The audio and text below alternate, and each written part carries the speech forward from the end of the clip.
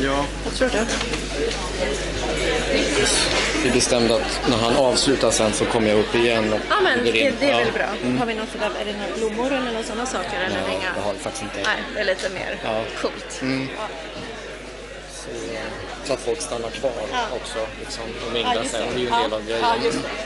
De verkar ju mingelglada. Det tycker jag.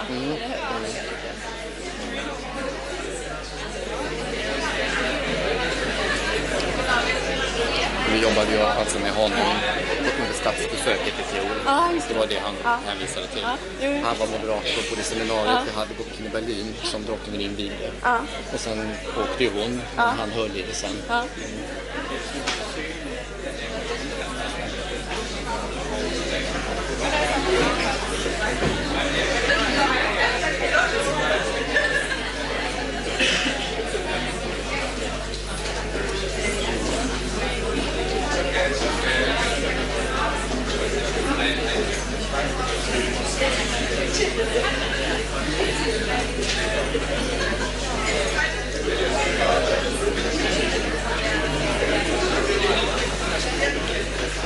Jag har lite väl många reserverade platser kanske.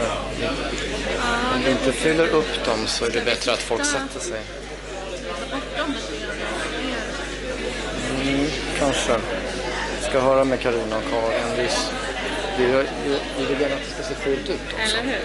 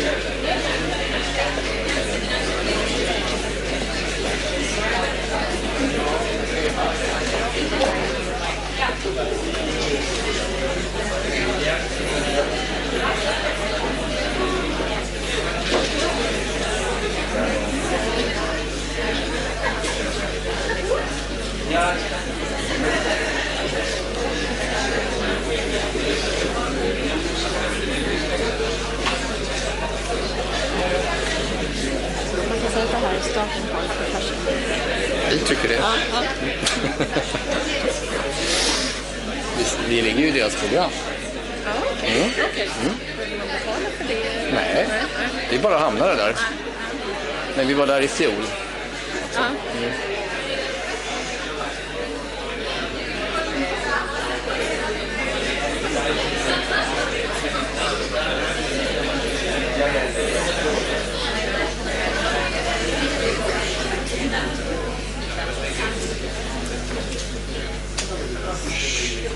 Jag kan fylla upp den här raden också. Va?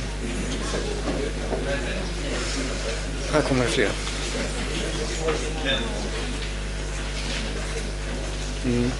Precis.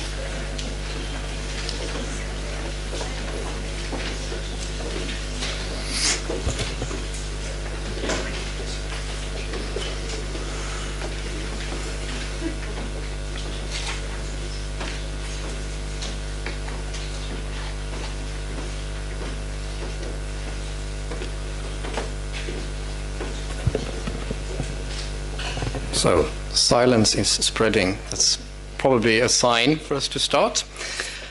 My name is Carl Mikael Grens, Counselor for Media, Communication and Business Promotion at the Swedish Embassy. I'm very glad to wish you all very warm welcome to the House of the Nordic Embassies in Berlin. How many of you are here for the first time? Okay, great. It's a pleasure to see so many people, so many young people interested in the future, the fashion of future. And the sun came back too, after all. It's almost a tradition for the Swedish Embassy to have such an event in this Nordic Fälleshus related to the Berlin Fashion Week, and we usually have this event on the first Monday, so we think it's a little bit of a start.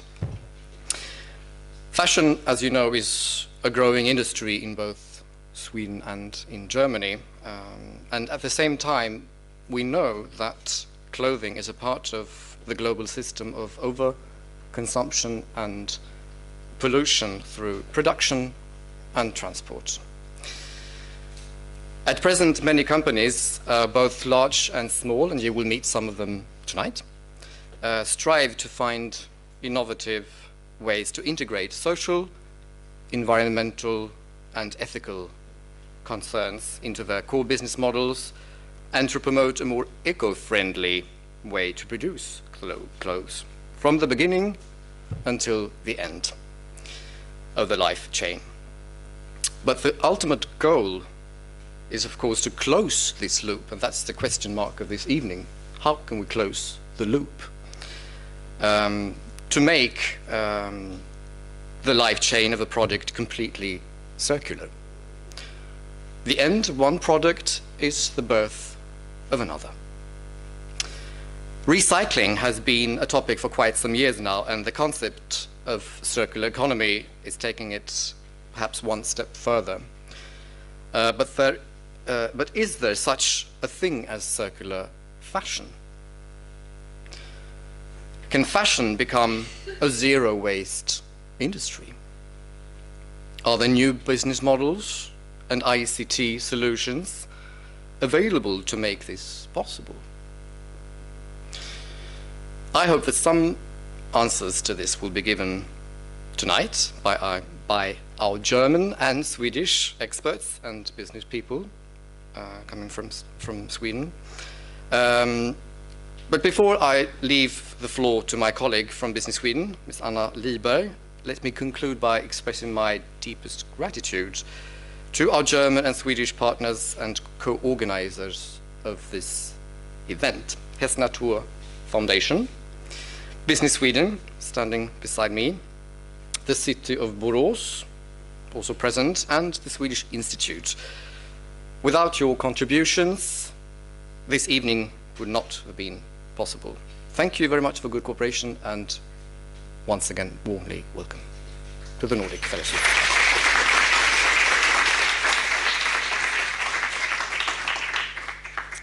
Thank you, Carl Mikael.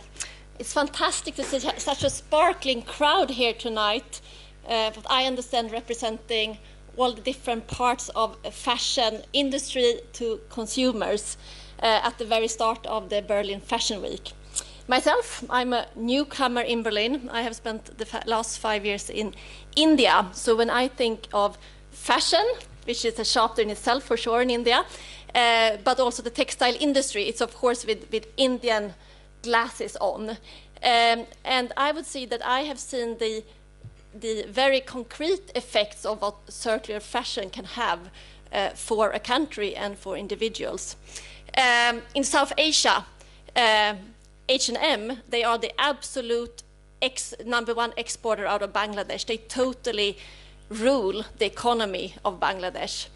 If you look on India, Swedish companies, when you look on the different tier suppliers, they employ somewhere around 1 million plus female into the industry. If you look at India, you know India is a huge cotton producer, but they are rather low down in the value chain in textile. Swedish industry has about to put forward a strategy for how India can add another 10 million jobs for women that are today out of organized industry. And it's all about putting these women into a sector based on circular fashion, looking at the right geography, looking at the right production methodologies, looking at the right materials, and looking on the right point in the value chain. So circular fashion can have real, true, concrete impact for people. On the other hand, when reading about and looking into textile production, it's very easy to decide to totally not go out and join the spring sales. However, I have to admit that this one comes from the Acne outlet in Stockholm from this spring. But to produce one kilo of textile, you might use up to 30 liters of water, 70 kilo of chemicals, and there's a huge footprint of energy and CO2. All this linking, of course, very close to the UN global goals, many of them. So circular fashion is a necessity, but it's also a huge challenge, and it's a huge job to take on. But I really think that we should see this challenge and this huge job as something that will only make us better. It will make us better as suppliers, as designers, and as consumers. And it will open up business opportunities for many different ways on how you engage in the value chain of fashion. Because what happens when you really look into every step of your value chain, you look on your processes, you look on your materials, you look on how you produce, where you produce, you become better. And that will create many more good jobs. It will increase your quality. I'm sure it will give you a better profit as well. And at the same time, we are developing as consumers, becoming better consumers. Sweden and Germany, we are important players in the global fashion game. Sweden not so much by the sheer numbers, even though we have leading names as H&M size-wise. But we also have a number of avant-garde brands as Hope, Rodebeer, Wired. We have players in the forefront as Houdini that are represented here tonight. Germany, of course, as always, is top 3 when it comes to import and export of textiles. So when it comes to circular fashion, we have to take the lead. And what we're going to do here tonight will be one step further ahead of this at the very start of the Berlin Fashion Week. I would now like to hand over to this evening's moderator, Herr Heimann from Hessnatur Stiftung. Herr Heimann, you didn't wanted a very splendid introduction with many titles and so on. We take it a little bit low-key, but we know you very well from the last year when we had a state visit here, and you were a fantastic moderator, so we have high expectations on you tonight. Thank you very much. Of course, that is a great honor for me to moderate this conference, but honestly, yeah, that makes me proud to stay here. Before we start, I had some discussions with pioneers here. That is great to see. We have pioneers, but we have the next generation, and this is yeah, that makes me very glad, and so we really have to look forward. And Anna, you were talking about sustainability as a value driver, and so that is we have to know that was a bit different in the past. Can you give me the presentation? So I'm a man, I can do that with technique. Okay, yeah. So yeah, so to stay here, what does it mean in when I thought before, everything starts, the first definition of sustainability that comes from forestry. That means you cut down a tree and yeah, you reforest. That was 200 years before. So that means that starts with a principle, and now nowadays, of course, it's a little bit more complex. But I think for tonight we will see we have the chance to close the loop.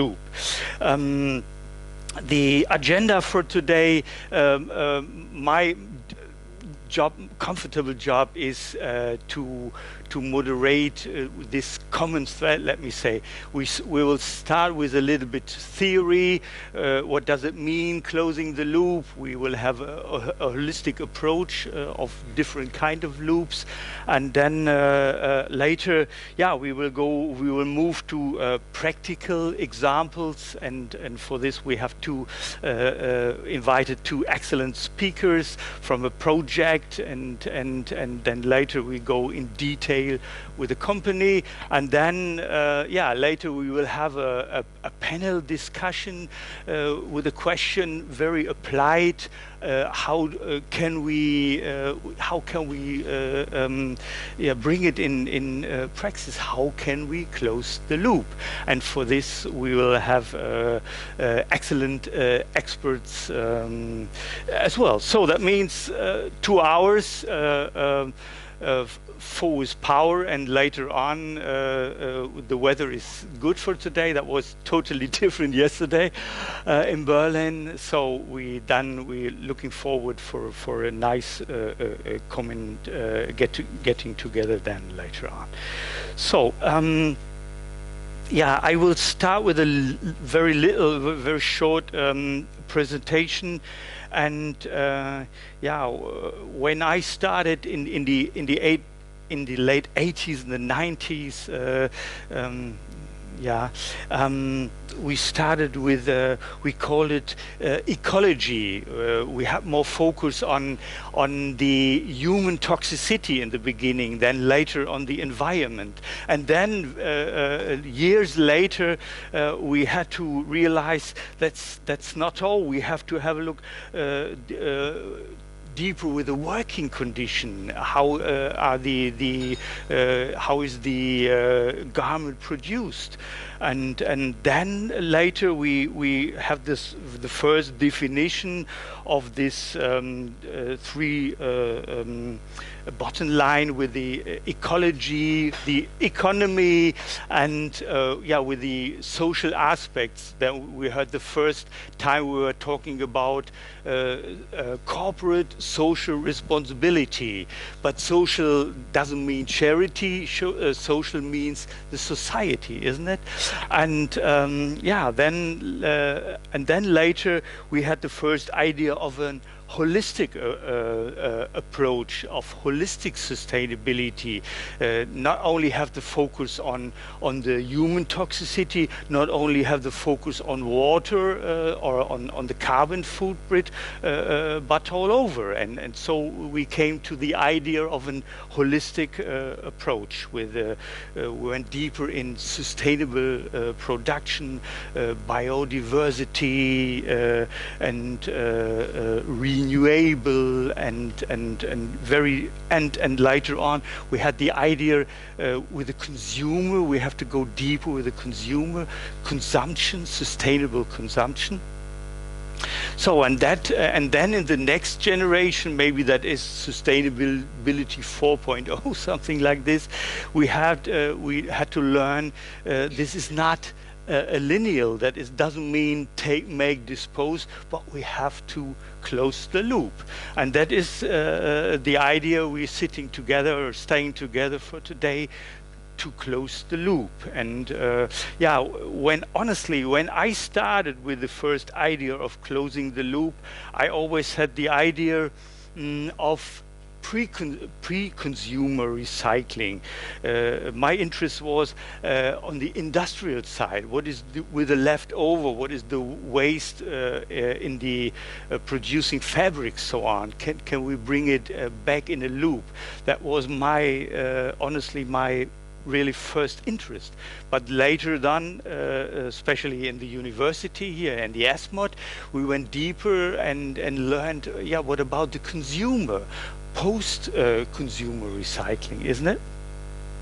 And yeah, and then we learned in the end that's not two loops. In the end, we have different loops, and that is my idea. Maybe that could be a good basic later on for a discussion.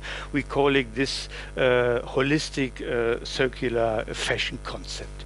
So that means, to make it simple, when we have here this supply chain starting with a fiber and ending with end of life, and of course we will see there is a big influence of the design, there's a big influence of the product development, and to have this like a matrix. We started with the first loop, that is the production recycling loop.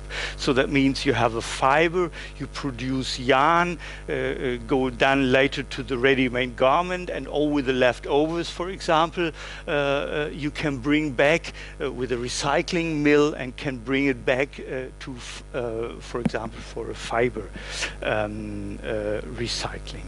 And then the second loop, then it's directly to the consumer. So that means, once again, the fiber, yarn, ready-made garment. Then here we call it a multi-channel distribution, because in the meanwhile we have the catalog, we have the internet, we have different shops and so on.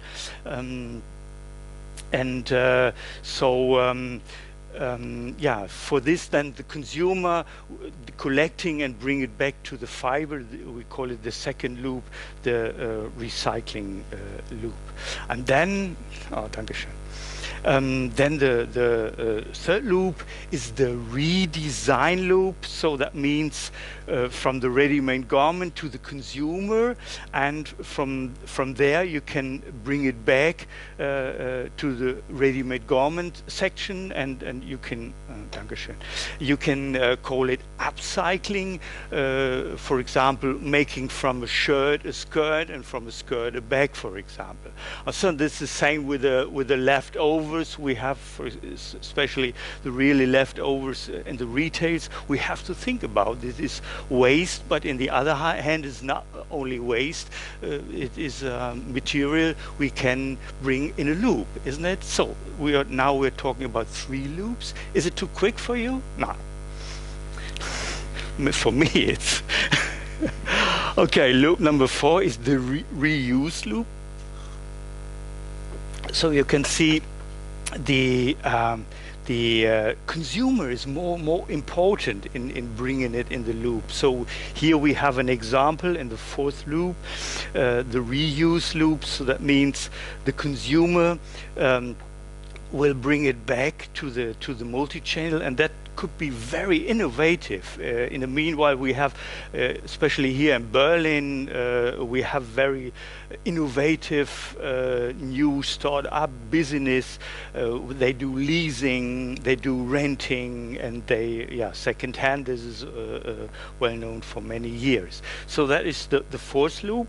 And then a very, very old loop is the next loop, that is the consumer loop. That is, in the meanwhile, we forgot a little bit, but if we were talking with our grandmas, of course, they did this recycling, they did this repairing, and in the meanwhile, we have to bring it back to the people. For example, Patagonia, they move around in America with a truck, and you can bring there for the Patagonia items to repair.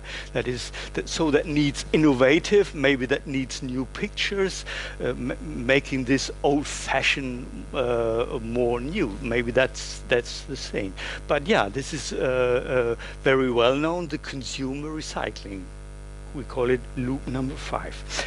And of course, loop number 6 then is to bring it in the end, to bring in the fiber back, especially for renewable materials.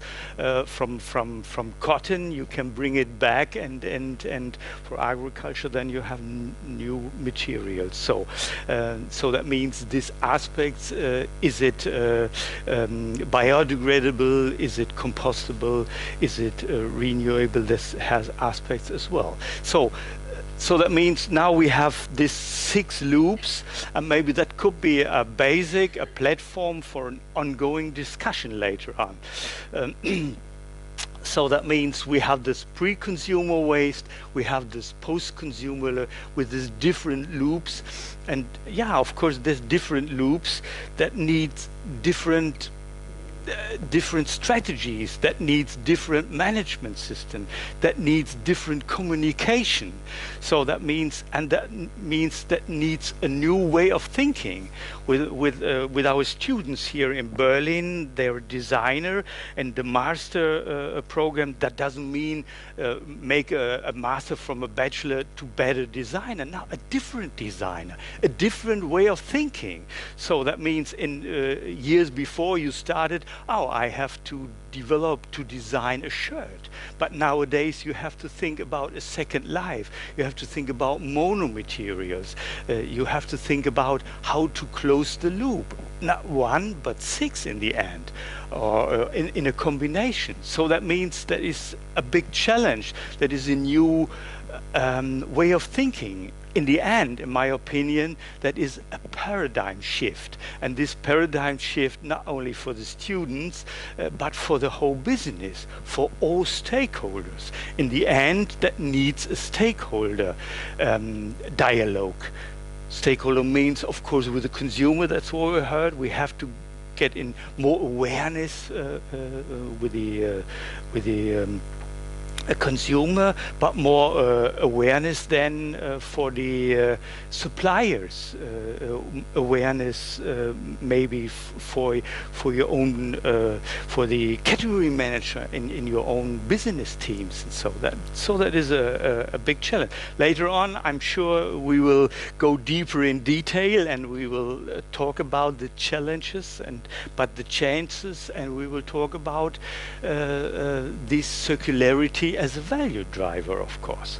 Yeah, so a small summary, then to come to the end. So that means that new product needs new design thinking, that needs new requirements. We have to think about new systems. That's what I said before, monomaterials, to think about a second life and so on. That needs multi-stakeholder thinking, and that needs a multi-stakeholder dialogue. So that is, so I come to the end, to a little opening, to have a platform for an ongoing discussion. So what I have in mind now, I did it very quick, so we have time enough now then for the next presentation. I want to introduce you to Adrian Zetrois, the project leader of the project in the what is it called in Boras, in the science platform there. With the this project was for commercial feasibility of redesign and new approaches for closing the loop. And so coming from theory, and maybe Adrian, you can give us more information, more deeper details, and about the challenges and the chances of the circularity. Thank you very much. I will try. Thank you.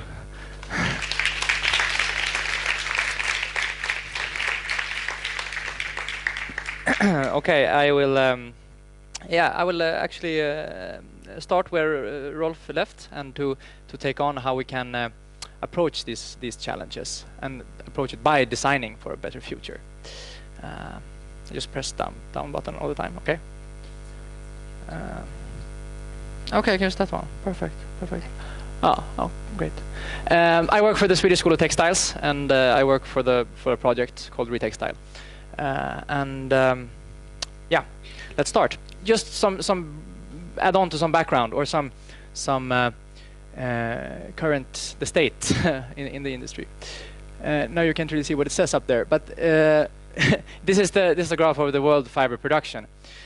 We have tripled the outtake of the production of fiber since 1980s until now. Really, when the increase really accelerated was at the turn of the new millennium, which was also kind of the start of the new fast fashion paradigm. And as you can see, it's the blue fraction that makes up the big increase, which is polyester. And you can also see that in the prognosis for the future, it will also be based on polyester increase. The other fractions are quite stable or very small. So, to deal with this situation, the industry is very much talking about circular economy, and closing the loop is very much somewhat of a buzzword. The question is how do we do it, and what does circularity really mean? We have come up into some theoretical models of it, and that's really correct. But there are some practical challenges concerning the recyclability, concerning the closing the loop, that you all probably all are aware of. And the textile products are very complex, consists of many different items, many different fabrics or fibers mixed in yarns and so forth, and a lot of chemicals used to create these nice products. Also, this system that we're in takes us further away from circularity, since we keep on increasing the outtake of the planetary resources. We keep on increasing the production of textile fiber and so forth, and that we will increase the polyesters and the blends and so forth, making it more complex to deal with. This is also, you can see the headline, but this is the climate influencers in the value chain. It comes from recent life cycle analysis. What we can see is that what really has the biggest impact on CO2 emissions is the fabric manufacturing processes. That's really where the biggest CO2 influence comes from. So just by if we were to solve material recycling in a minute, it won't make as big change as needed, because we still will have the problem with that we need to create fabric from this new resource, and that also creates a lot of problem. So if we were to minimize this, how do we then make money? That's of course a big question. Retextile, in our project, we propose a new approach that is really aligned with what Rolf already mentioned. But we call it Design for Circularity Framework, and we base it on 3 different parts. And I will base the rest of my presentation talking about these 3 parts: conditional design, service innovation, and redesign manufacturing. The purpose with this is, of course, to approach the circular economy values about enabling material utilization, about capitalizing on the potential for value creation of products during its lifetime, which is really untapped right now, and also to decouple economic growth from the use of natural resources. That's what we want to do in order to create an industry that really operates within the boundaries of the planet. Okay. You can't really see my presentation, but the central for this new system is that we have business models that really promote reuse, as we have already mentioned. And a product can, instead of buying a new product, a product can be updated to create value during its entire lifetime. In the very generic scenario, but in this scenario we say that instead of buying a new product every 2 years, the same product contributes to added value all over its lifetime, and create jobs all over its lifetime, and create financial value over its lifetime, and reduces waste over its lifetime. So it's really possible to earn more, to create more value out of each kilo of textile fibers that we produce than we do today. That must be the view for the new business models. And the conditional design is the concept where we start, because we think that to enable this new system that is based on the reuse and the circular economy values, it starts with design. Design is the enabler for change. And I agree to what Rolf said. that I mean a fashion designer in the future, it has a broader definition because it involves processes. It involves like architecture of an entire system. So it's really something else than maybe what it is today. The idea with conditional design that I will talk about now is to really, in a strategic way, align design and processes for making garments and distributing garments, to align that with circularity values, to support circularity. Conditions. Design is always driven by conditions. Regular design conditions, of course. We have to consider stuff when we do stuff. And what we normally consider is aesthetics, functionality, and so forth. But we're talking about new conditions related to support circularity, and we can divide them into two groups. Number one is designing for longevity, and key here is really to adapt kind of an incremental design approach, where we see products as potential for creating new value, where products can be transformed, can be updated during its lifetime. That's what we mean with incremental design approach. That the product is not finished when it hits the market for the first time. And this also creates incentive for better quality, better product quality, of course. The second part is designing for recyclability, to create resource utilization, to create the situation where we can actually make new fibers from for example, products. And these two objectives, longevity, circularity, recyclability, these two objectives can often be conflicting. So therefore, we need a really systematic approach when we deal with these matters.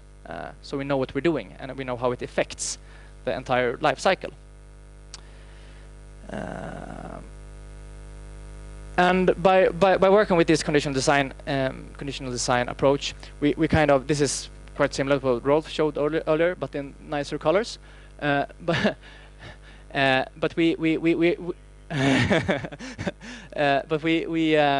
approach all the different loops in this circular system, because we kind of follow the requirements for the loops in order for the loops to be able to appear.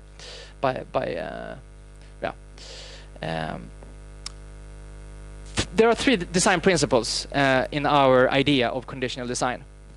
The first one is monomateriality, that Rolf already mentioned, and that enables, of course, enables separation and recycling of fibers. The other principle is about modularity, to enable disassembly of different parts of a product for reuse and different new applications. So a modular kind of construction approach. And the third one is which I also already mentioned, the incremental design approach to prolong the life of the product. These design principles can be used separately or combined in different combinations in order to create the longevity objective and create the recyclability objective. This is an experimental collection based on these principles with 100% monomaterial fabric, module-based blocks that are possible to assemble and disassemble using state-of-art thread dissolving technique. And this construction enables multiple functions and incrementality in a way. So that can be one way of approaching all three principles. Okay, I will move on. As I said, we had 3 parts: conditional design, the strategies was one. The next one is the service innovation. And this is new services are really enabled also by the incremental design approach, because here incremental design approach and using new technologies for creating new consumer offers that are better than buying new. This is a kind of an opportunity for companies in many ways. The idea is really to generate value streams and value could value creation by prolonging life of garments and steer away from the dependence on natural resources of economic growth. This is a picture just from a workshop that we did where we used new kind of printer that can print on different objects, not only flat objects but also on different shapes and over seams and so forth. And for example, you can use it to make a new design on shoes. So we invited people to bring your old Converse shoes and have them updated with a new design. So that can be one way of doing that. You can see the shoes up in the how they looked afterwards, up in the reception afterwards in the showcase. The last part of the redesign design for circularity framework is the redesign manufacturing, and here we take on the approach where discarded products really are a resource for new products, made possible by industrial processes for redesign manufacturing. We have to create a scalability kind of approach and a rational production approach. The pictures are from a collection that we did in cooperation with the retailer Lindex, where we used leftover denims that were made into a new collection and sold in their stores. And denims were both like updated to have a more fashionable look, but also taken apart and becoming a totally new kind of product. Yeah, and in Borås, where my project is based, we are creating what we call the redesign factory, with know-how, makerspace environment, and the kind of network with industry suppliers and industry partners to create a kind of a platform for testing, prototyping, and scaling of redesign manufacturing products, kind of a test bed environment. And from these three parts, we see a new system emerging, where products are made for circularity, are made for these loops that we're talking about. That life is prolonged during the consumption phase by new services. The companies see value and see business opportunities in engaging during the user phase of garments, where discarded garments or products are remade into new products and create value once again. And when worn out items are material recovered to feed in to this continuous system. And by this, we say that we create more life, more business, and more fun for the industry, the people, and the planet.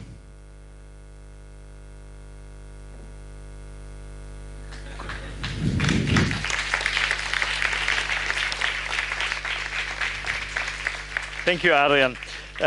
From the university in Borås, for many years, I remember in the 90s, I've been there in Borås talking together with Mr. Bergman. He started with organic cotton in Peru, so that means you have a very long history. He was a pioneer. Yeah, he was a pioneer, isn't it? Yeah, and but that brings me back to the definition of this paradigm shift, and that is you gave us the idea of this conditional design. So isn't it a paradigm shift in case of new definition of quality, of quantity, and how is your feeling? Is the market open for this? I would say that the timing is right, but I mean we're still quite far away from this system that the vision that we're painting here. However, I really think that the timing is right. I think it will require a lot of changes, of course, and the industry changes is one thing. And right now we're not talking about consumer change, but what you touch upon now, I really think is interesting, and that's something I want to talk more about. The changed perception of quality. That is something I think is key for change in this sense. I like to think about the music business. It's really a worn out benchmark in a way. But what's interesting there is that it's really a new concept of quality when it comes to when you consume music. You don't give a shit about high definition sound anymore. You just want access to everything, even though you have kind of shitty earphones and not so good. What do you say? It's not so good sound quality. But so what is quality for music consumption has really changed, and I think a similar kind of development of the idea of quality, the perceived quality. I think that's really interesting. Yeah, and in the end, what I mean is it needs both. Yeah, it needs the pioneer, the front runners, the first movers, and of course they will have the focus on quality. Yeah. But in the end, it needs quantity as well. For example, when we started the pioneers with the first organic cotton, and later on the big companies that did the same, like Levi's, but not in the complete supply chain, but only in beginning with organic fibers. So that means, for hessnatur example, we had a project in West Africa with 6,000 farmers, but then Levi's 600,000 farmers. You know, so that means that needs, in the end, maybe that needs both, and it needs pioneers and front runners, first movers like you, and but that brings us then to the next part. What is the role of the universities in future, isn't it? So to increase the awareness, and in my opinion, the awareness in the design part has to change. Yeah, but I really think that the timing is really good now. I mean, just considering what H&M is stating. They're saying we should be 100% circular at 2030, for example. So it's really a statement, even though no one really knows what it means. This creates a situation where the other companies also must react to this. They must kind of position themselves to this statement, and also H&M needs to figure out what does this mean to be 100% circular by 2030, and then that's maybe where also the universities come in to that in this development, I guess. Yeah, super. I think we were very quick with this, so we have a chance for questions or comments. Shall we do, can you do without microphone? Yeah.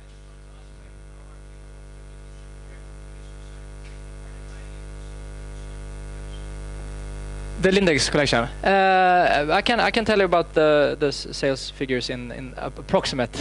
It's a bit secret, but I can say the more expensive stuff that we did, more limited edition with, they sold out very quick, like really quick.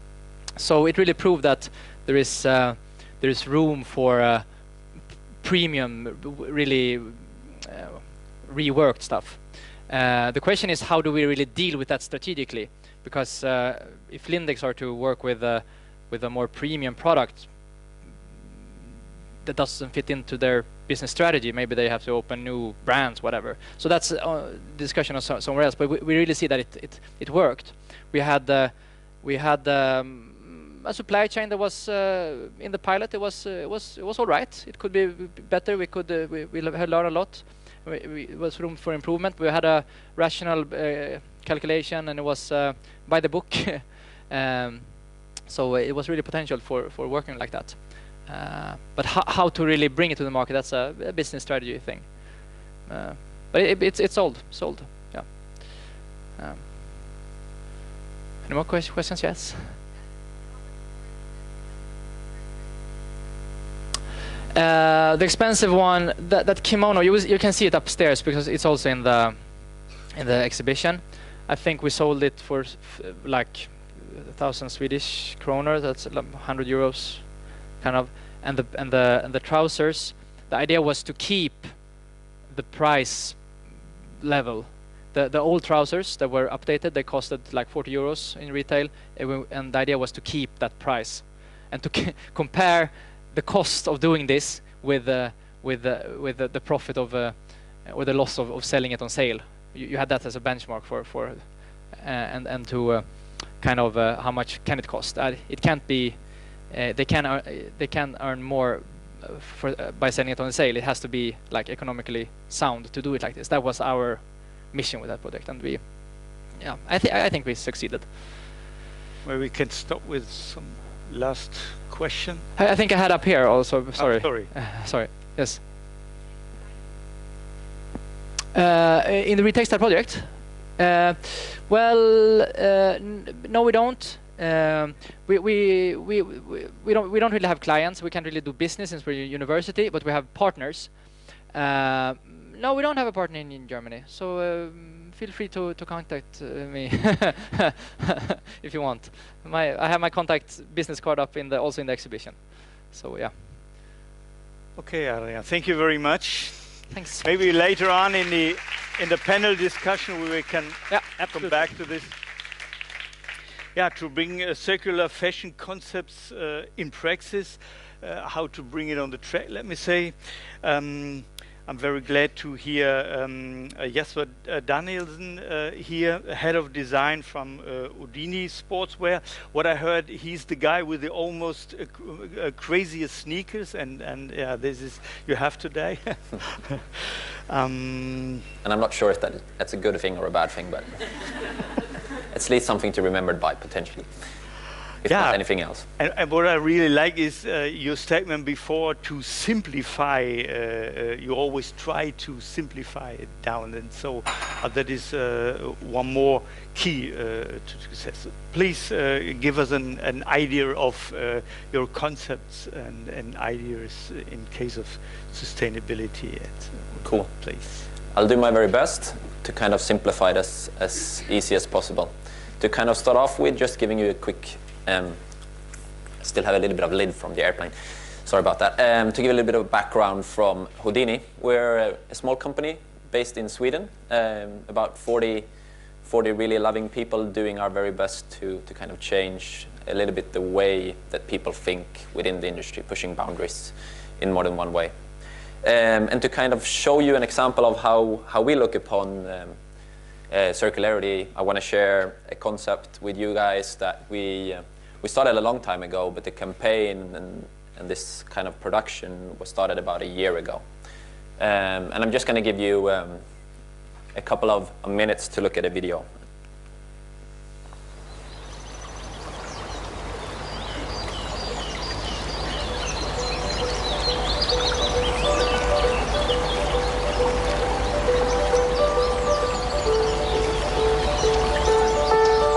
This is a taste of the future, to be able to cook from things we recycle.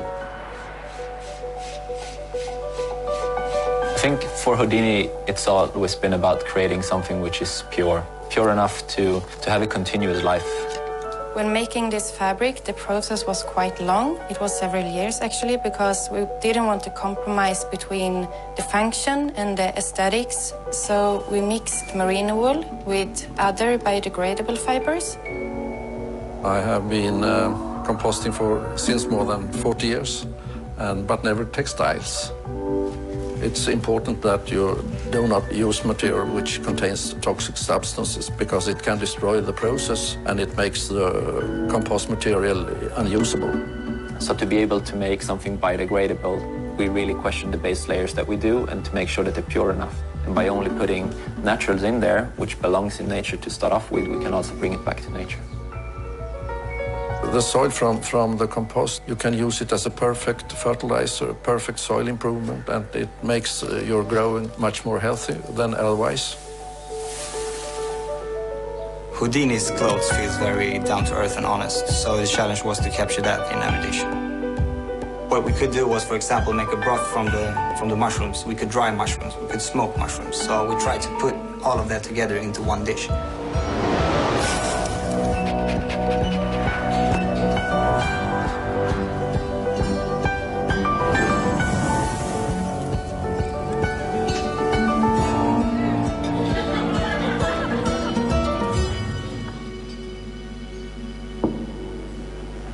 Det blir ju väldigt konkret när man ser gamla kläder bli fina måltider på en tallrik. Coming from a completely different story and coming back here in our place, that is really something amazing. In our bigger vision, we somehow want to create this positive company that just contributes to the world rather than taking it from it.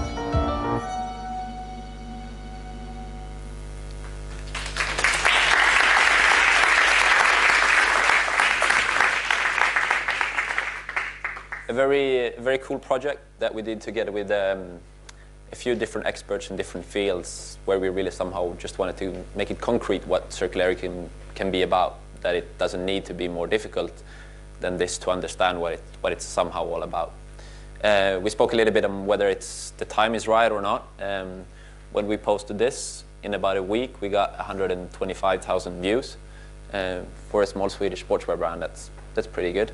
It's also pretty cool that BBC, Metro, as well as Food and Wine, got in contact and wanted to do following up stories on it. So I think that led into something which we thought was nice. For us to kind of come to this state was a little bit more complicated than what it looks like in the video. And that's a little bit of what I want to share with you today, to kind of make it a bit more concrete what Adrian and Rolf has been talking about, and kind of showing you guys from a theoretical standpoint, and how that can be a bit more hiccups in the practical world due to somehow old traditions within the field and things that you don't think of, which is really there. But first, I would like to share with you a little bit our product philosophy, because I think that's also important when we start talking about circularity, because going into this whole scenario as a sportswear brand trying to make it circular, we also want to make it even better than anybody else, not just on a circular level, but on a performance and an aesthetical level, in terms of making something which is circular in the big picture, at least to us, to kind of challenge that norm. So it doesn't just only mean that you can biodegrade it, it also means that it's more waterproof than anybody else, or it lives with a higher comfort than anybody else is doing. So this picture somehow to us represents a little bit our design DNA.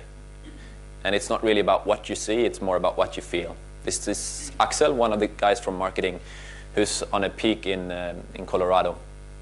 And somehow for us, the way we want our garments to feel when you wear them is a little bit like this, that you can feel everything which is somehow behind it. So it's created for body, mind and soul, and that's what we call holistic comfort. So you know that people has been looked after in the process, but you also know that if it's going to start pissing down rain, you will keep dry. One of our friends, Göran Genvi, has a really nice quote where he says that it's design beyond aesthetics. It gives you comfort almost in a sensual way, which I think is a really nice way of putting it. But I think it also shows the complexity about circularity, because a lot of the things that we do, which wasn't shown in the movie, is also things that you kind of just think of that is there. And we're going to go through some of the examples. So for instance, when we start with a material like this one, which is one of our wool products, which is part of what we actually put into the compost. So after they were worn out, we put them in there. But going into this process, we really needed to challenge what was in every single thread, how they were treated. And when we started looking at organics in general, we from suppliers got a lot of mixes, so some saying that you need 20% wool and the rest can be polyester. Now, but we want to make it biodegradable. So it took quite a while to just figure out to get on the same performance level and the same touch and feel as a lot of other people, but keeping the biodegradability. And something which was even more complex is the treatments on the yarn. So even if it says 100% wool in it, some of the suppliers spin the yarn through a synthetic polymer, basically to create like an easy care, a wool which is easier to wash for the after consumer. But at the same time, you take away the aspect of biodegradability. But the percentage is so small, so you don't need to put it on the care label. So it becomes this super tricky balance on how the system has been kind of created today.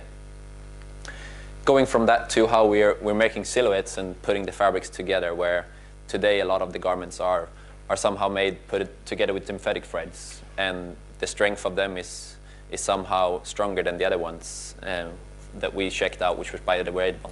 So we needed to find the balance of the tear strength of these fabrics together with the tensile thread, which was then biodegradable.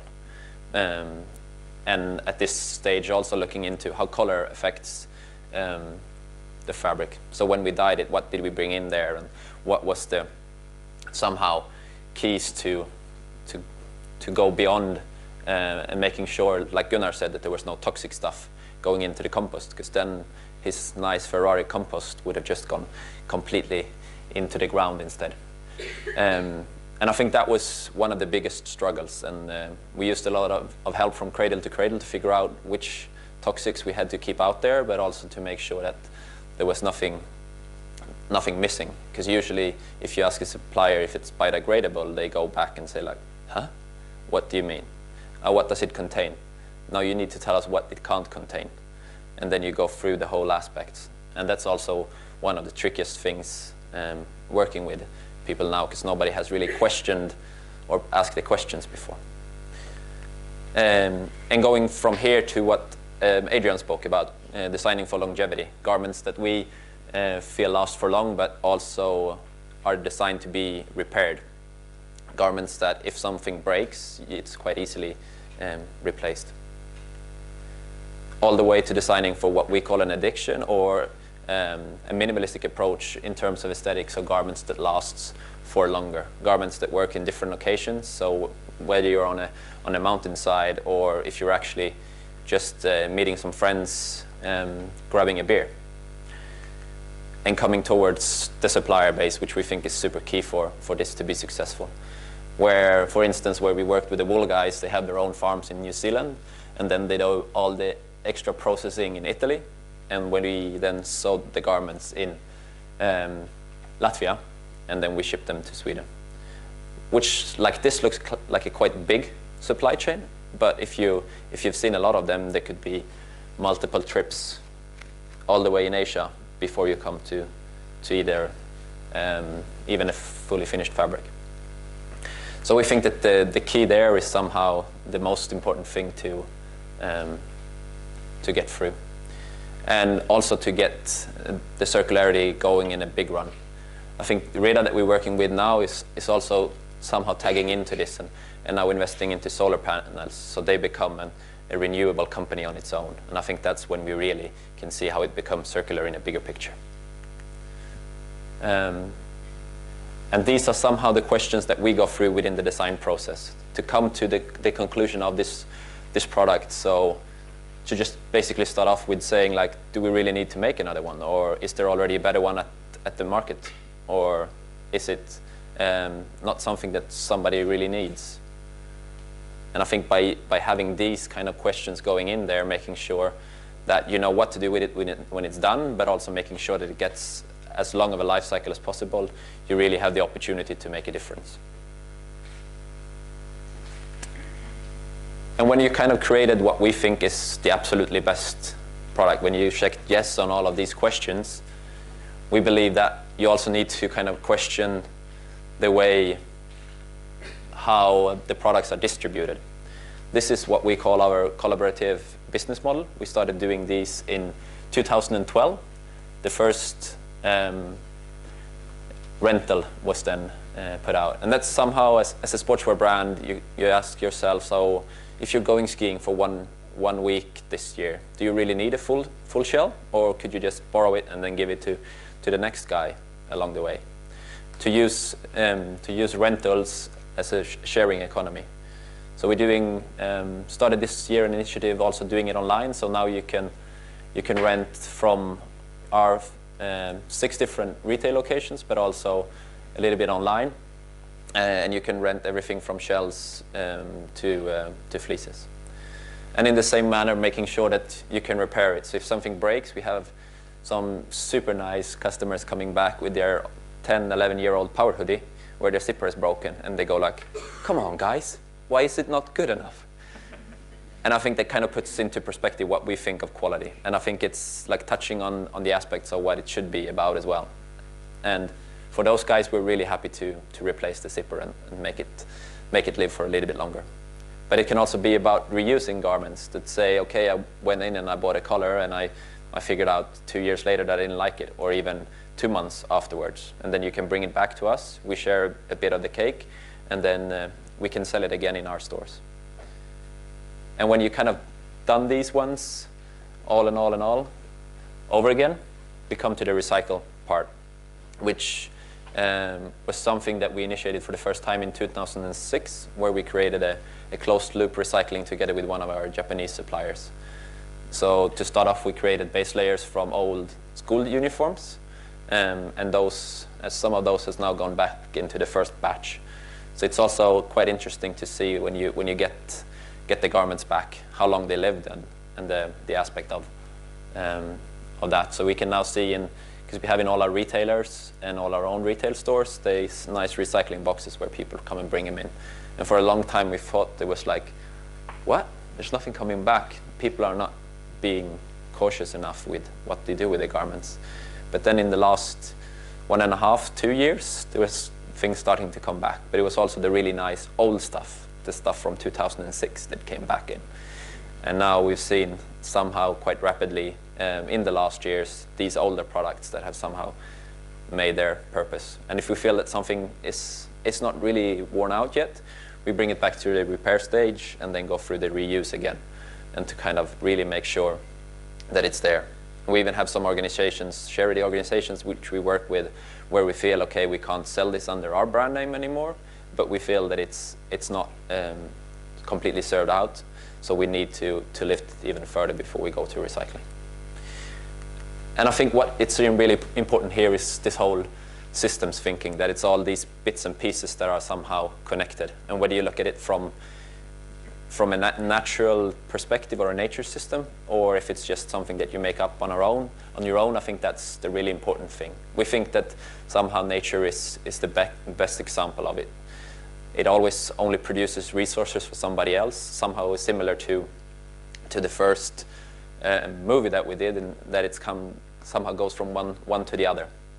And that's how we want to transit with it, to kind of always push the boundaries for the expectations of what's there. And we try to do it as holistically as possible, where we use the UN goals, where we feel that it's somehow in 3 different levels, and only by combining these ones. And I think I'm running out of time, right? So I'm going to speed up a little bit. But I think that aspect is really important, to make sure that you don't only think of one of them. And for us as a tool, we worked with Stockholm Resilience Center, who's done the guidelines that Adrian showed a slide on a little bit earlier on as well. And that helps us from everything from choosing materials, or when we're thinking of business models. So somebody comes with a really new cool PLA fiber and says it saves a lot of carbon dioxide. But when we look at it from a different perspective and kind of look at the biosphere integrity, yeah, would it still be great, or would we somehow kind of carry ourselves away? So that helps us to kind of have a bit of a rotor and see where we should be going. And it also helps us to quantify, because I think by quantifying we can somehow make more smart decisions, and by making more smart decisions we can also somehow commit. These are also numbers from when we first started doing the planetary boundaries assessment together with the Stockholm Resilience Center, which as a company we're the first in the world. So before it's only been done by nations, and now we're the first as a company.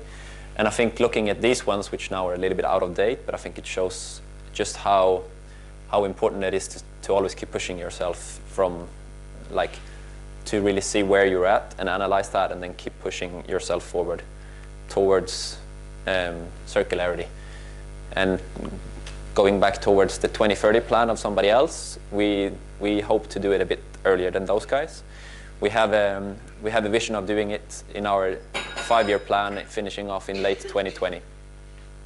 This was the status for 2006, where we had 65% circular products, and that's when the product is done from renewable fibers or recycled fibers completely, and it goes into a monomaterial process like Adrian was showing, and that it can then afterwards be recycled as well. So you can then might ask yourself, like, these guys has been doing this for quite a while, like, why is the numbers not higher, or why haven't they gotten the whole way yet? And I think it also comes down to the aspect of longevity. So we've been pushing a lot of our suppliers to kind of make either techniques for recycling mixes or to make pure fabrics. But today, if you look resource effective on some of them as well, we have one fabric which we're pushing enormously to change, which has a lifetime on garments between 12 and 15 years for guides who's out there pushing it 300 days a year in nature. And if you would replace that with something which holds 2 years or 3 years, it wouldn't really make sense in the long run. So that's when we need to figure out good ideas. So that's why I'm really happy that hopefully me and Adrian is going to be working on some cool stuff this fall that we discussed before. But we also moved a lot forward from this, and especially through kind of changing, changing some of the fabrics and making them pure. But sometimes it cannot only be by pushing the suppliers, it also needs that you need to push yourself and push different aspects of the supply chain. And this we did with a concept that we call Made to Move, which is somehow a co-creation inspired also by the Swedish School of Textiles, from Rickard, which you can see on the left, but also from the lovely lady called Genevieve, who's sitting up on the floor in the top, where rather than changing and figuring out a new fabric, we said, okay, let's redo the fabric and make them pure, but that way we would lose the stretch in the fibers. But how can we still keep the same comfort? So rather than cutting the patterns flat on a table like you would do traditionally, we started draping them on the body, and that way we could also make them work with the different activities that we wanted. So we got our best friends in who were climbers, and we forced him to stand like this while we were draping the pants on them, and kind of going from this direction to the standing up, and then going down to the squat to kind of find the balance for the pants, but also to get it really work as a product.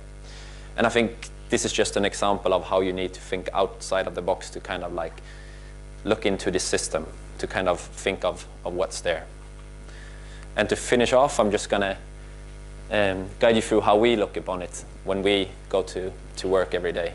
That we think that we need to push the boundaries by doing something good and playing hard in the industry, which has a lot of struggles, but we can't forget to have fun, to provide a maximum experience without any impact and moving beyond that. Thank you very much.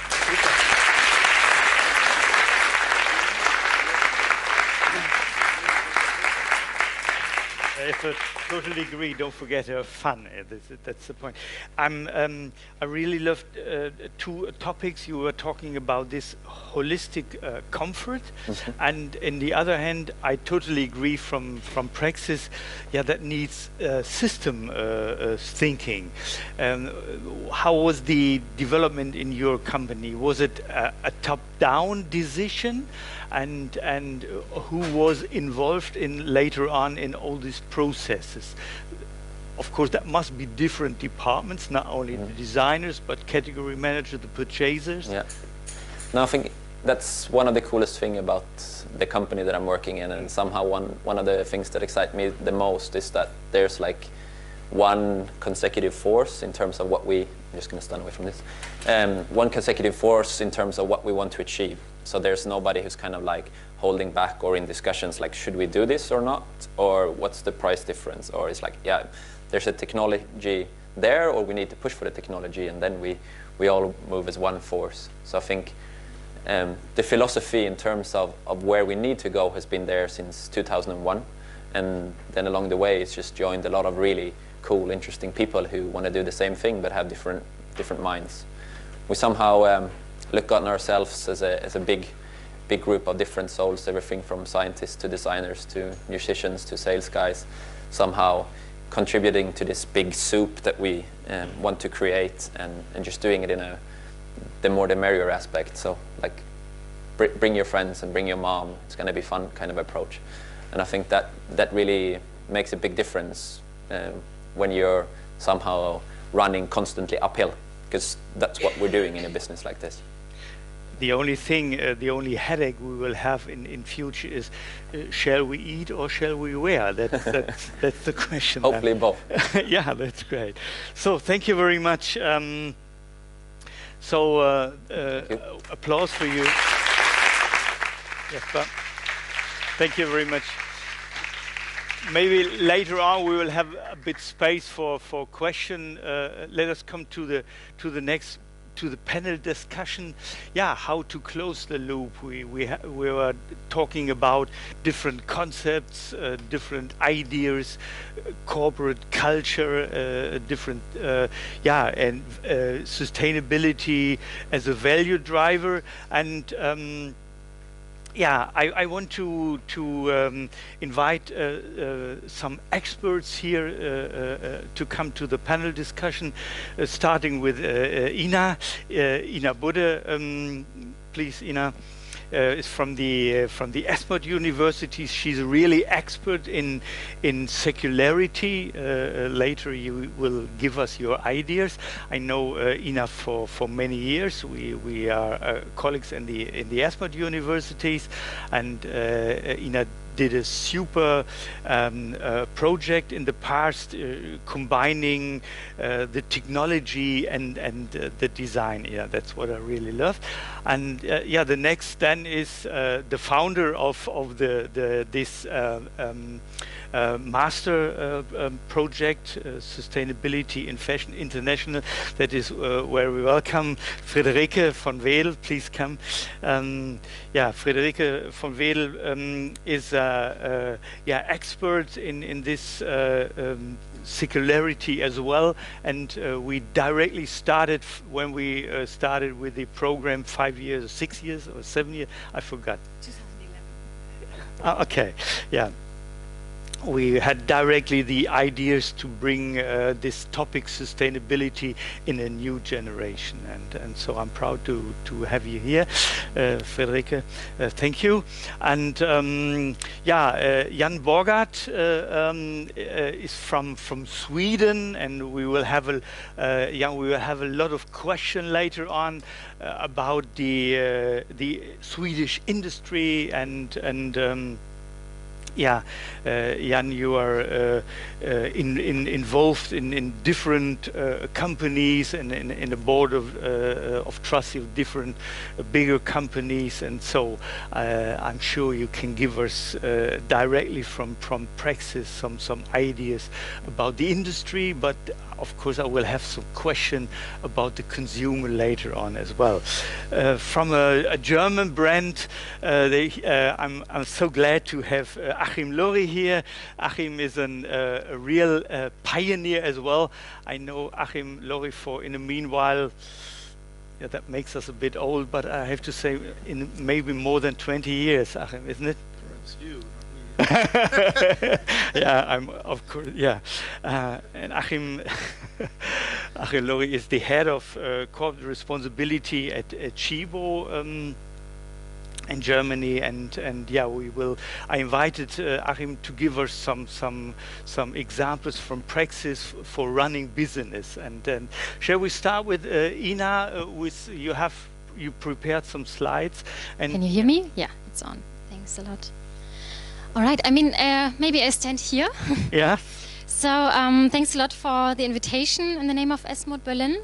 My name is Ina Budde. I'm the teacher for Sustainable Design Strategies in the MA, together with great colleagues that are all present here. And so I'm very happy. I have the pleasure today to introduce the program a little bit, and also to talk about the work beside the education that I do as founder for Design for Circularity. And so the core value of the program, I would say, is the holistic approach that also Rolf introduced already, and the interdisciplinarity that is incorporated by 4 modules. So we have sustainable textiles and production with Rolf, sustainable design strategies, sustainable business marketing, and design theory. And the reason is because we want to motivate the students to really create holistic and coherent concepts. We need to consider all the different steps well aligned to each other to really create projects that are that can make a circular system. And there are great examples here from the master students. There is the project further from Alice Bayer-Schuch, for example, that is designed for circular closed-loop recycling of cellulosic fibers without any dyes and bleaches. There is also the bag collection from the label In Situ, which is basically in 2 cycles. So there is a biological container and a technical structure that can be recycled and biodegraded separately at the end of the life. Yeah, and we are very happy that some of the projects already got some design awards, sustainable awards. That just shows us also that this topic is, yeah, the importance of this topic is bigger and bigger. Yeah, and as I said, beside education, I'm having an own project called Design for Circularity.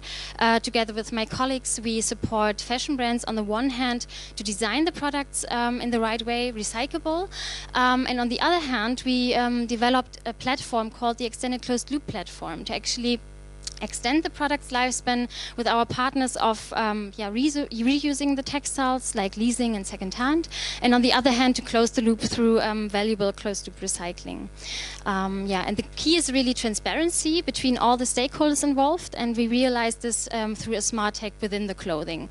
So yeah, it's an interface to the consumer and the recycler that needs to have the right information, and it yeah, starts with a design tool in the beginning that gives the right recommendations based on a material library that supports brands to create these products in the right way, and it also generates the smart tag and gives information about the materials so that the recycler knows about it, and it makes it all traceable throughout the whole life cycle.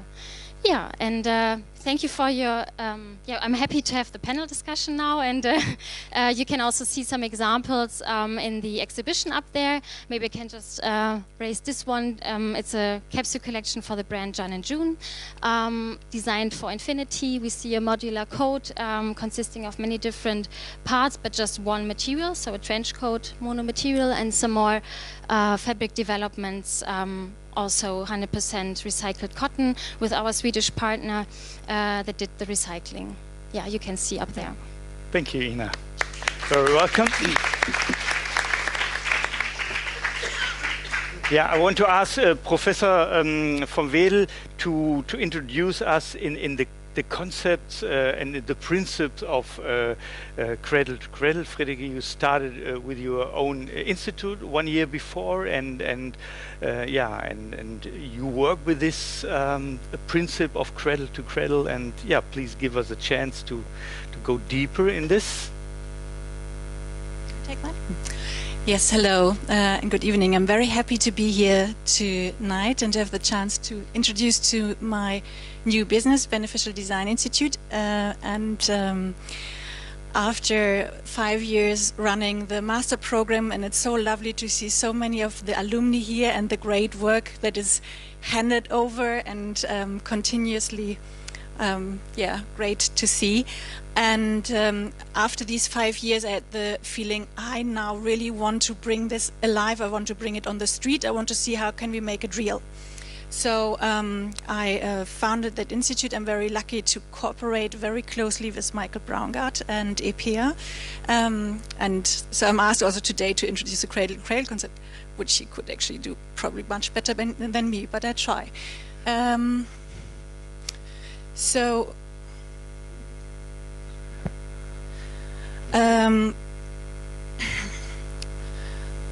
First, what I thought, what I could maybe best bring into the discussion today is actually speaking about the intention. And looking at the current reducing impact model, our efficient model of sustainability, we try to arrive at the zero emission, zero waste, zero energy, and so on.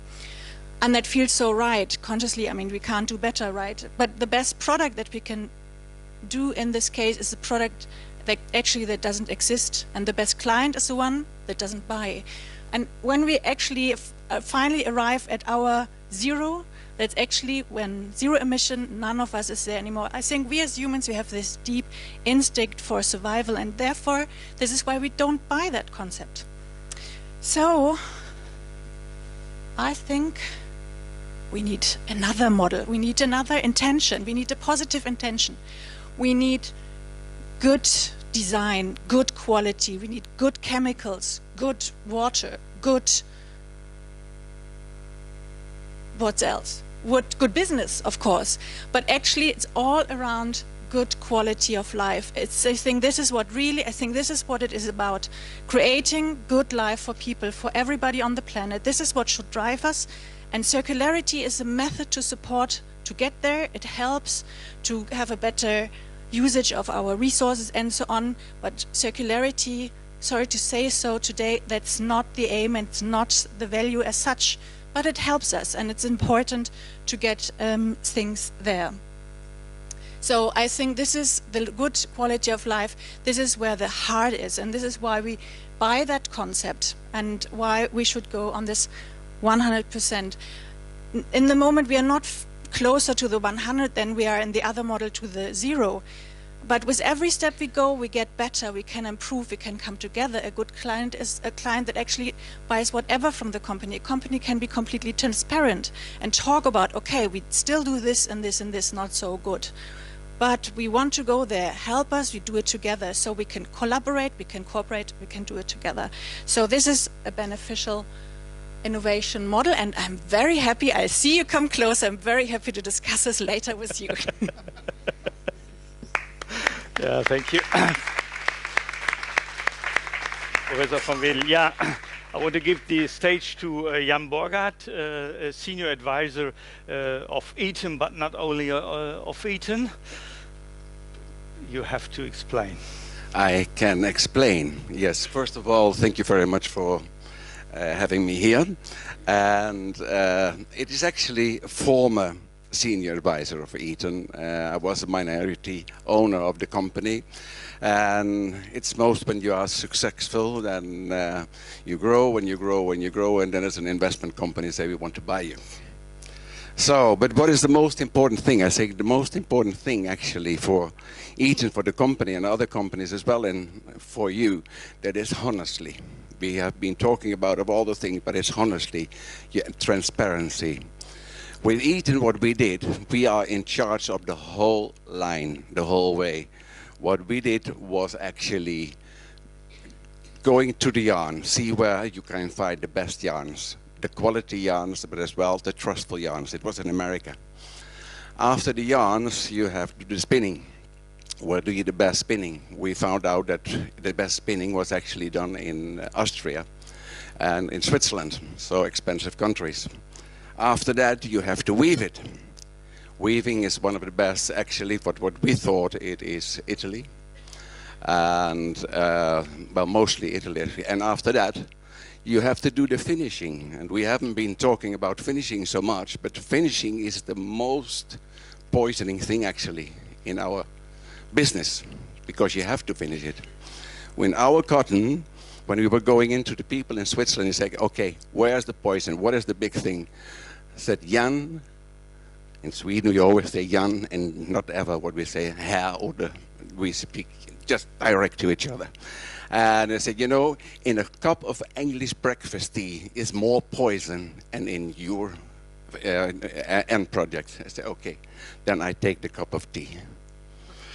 After that, you have to produce, of course, everything. We design in Sweden. I'm a little bit proud because my son took it over. I was in charge before design, after that for sales, export, marketing, and my son did creative now, and I have a fantastic guy here with me who is in charge of Europe, Dennis, and continue the whole Eaton business. And let me see here if I'm a good, we call it trucker. So here we have one of our philosophies who is behind it. Never hand over a shirt if you are not completely satisfied with it. When I started for 35 years ago with this company, then the turnover was 700,000 euro.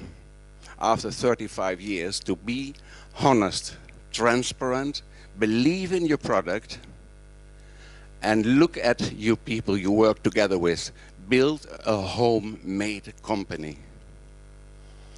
Trustfully, with love and lots of fun.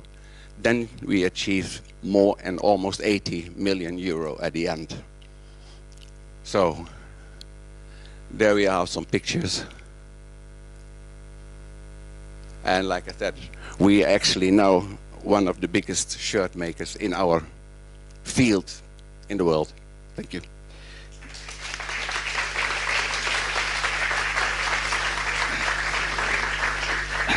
And later you have to introduce us to your modular system of these shirts. So in a part of, is it a part of sustainability as well? Achim Lohi, for many years head of sustainability, more than, in the meanwhile, 15 years, I think, and there was an amazing, increasing development. That's what I realize, and I'm really looking forward later on that you will give us some ideas and some of your concepts and doing business, running business. Well, thank you so much. Well, I don't know who of you knows Tchibo. Tchibo is a German business, was founded in 1949. It's still a family-owned business, and originally we're a coffee roaster, and you will ask me what I'm doing here to present on closed loop.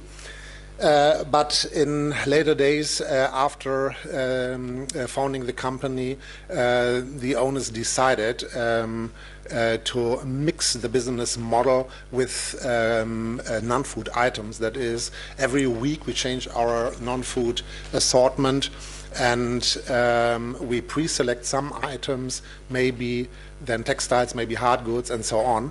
And therefore, I think we call it triple proposition what we have here. We have 1,040 shops in Germany, Austria, Switzerland, Eastern Europe, 860 of them with coffee bars, 17,000 concessions or shop-in-shops or shelves or whatever in department stores, and we are among top 10 e-commerce companies in Germany. Sales is about 3 billion, a little bit more. I hope it can be a little bit better in the future, and we are the roasted coffee market leader in those countries, what you see here. Well, what we try to do with our sustainability policy, we have a 100% sustainability policy. That means, well, everything and nothing, because you have to develop that. And what we reached within the last 11 years, 10 to 11 years, is we are closely changed to organic cotton. We don't have any conventional cotton from the next year on in our assortment. We are working on the cellulose fibers with Lansing fibers. With regard to our furniture and wood and paper assortment, we have FSC certified assortment, but and several other things. We are detox committed under Greenpeace concept, but we think this is not enough. We are only at the beginning of sustainability with those topics, and with regard to the pressure on natural resources what we have with regard to climate change, we have to think deeper. And what we are trying to do is applying the closed loop principles, and I don't have to repeat it because we heard what the closed loop principle is, to accelerate that from the niche where it still is to the mainstream market, what we stand for.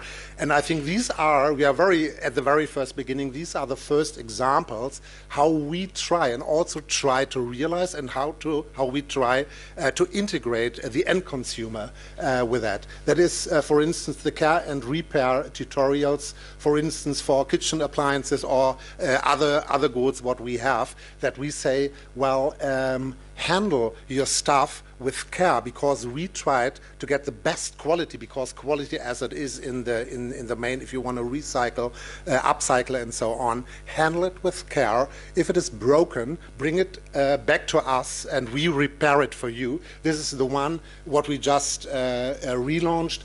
The second one is with regard to recycling options. What we want to provide to the end consumers is we have to have a taking back system from the end consumers, and therefore we just launched a cooperation with Verwertung to get stuff and get products back to build up recycling systems.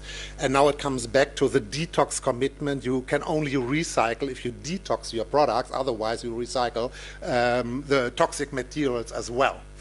Then I think what is very, very interesting, and we get very, very big positive reaction on that are our upcycling refashion tutorials, for instance, for kids wear. That is, we show them in little videos on our webpage, the end consumers. Well, this is the father's shirt, and you can take that, and the father and the mother can then sew the skirts for the daughter or whatever, and we try to explain it, how to do that with these tutorials. And we have first experience with, I think, this model of renting is the new have, that is to try not to sell the products, but as well to rent them. We do it with coffee machines for end consumers at the time, that we don't sell them. We sell as well coffee machines, of course, but that we have I think high value products, coffee machines, which we then rent to the end consumer.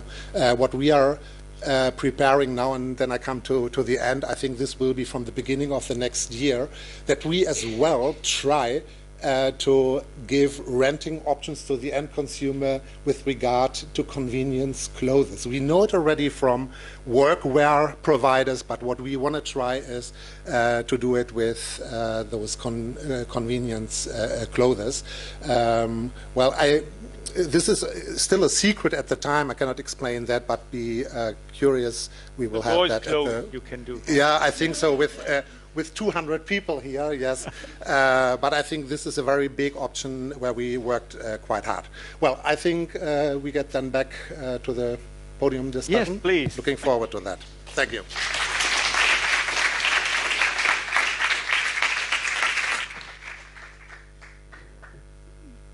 For now it's only water, but later on, of course, we will have some wine. Don't worry.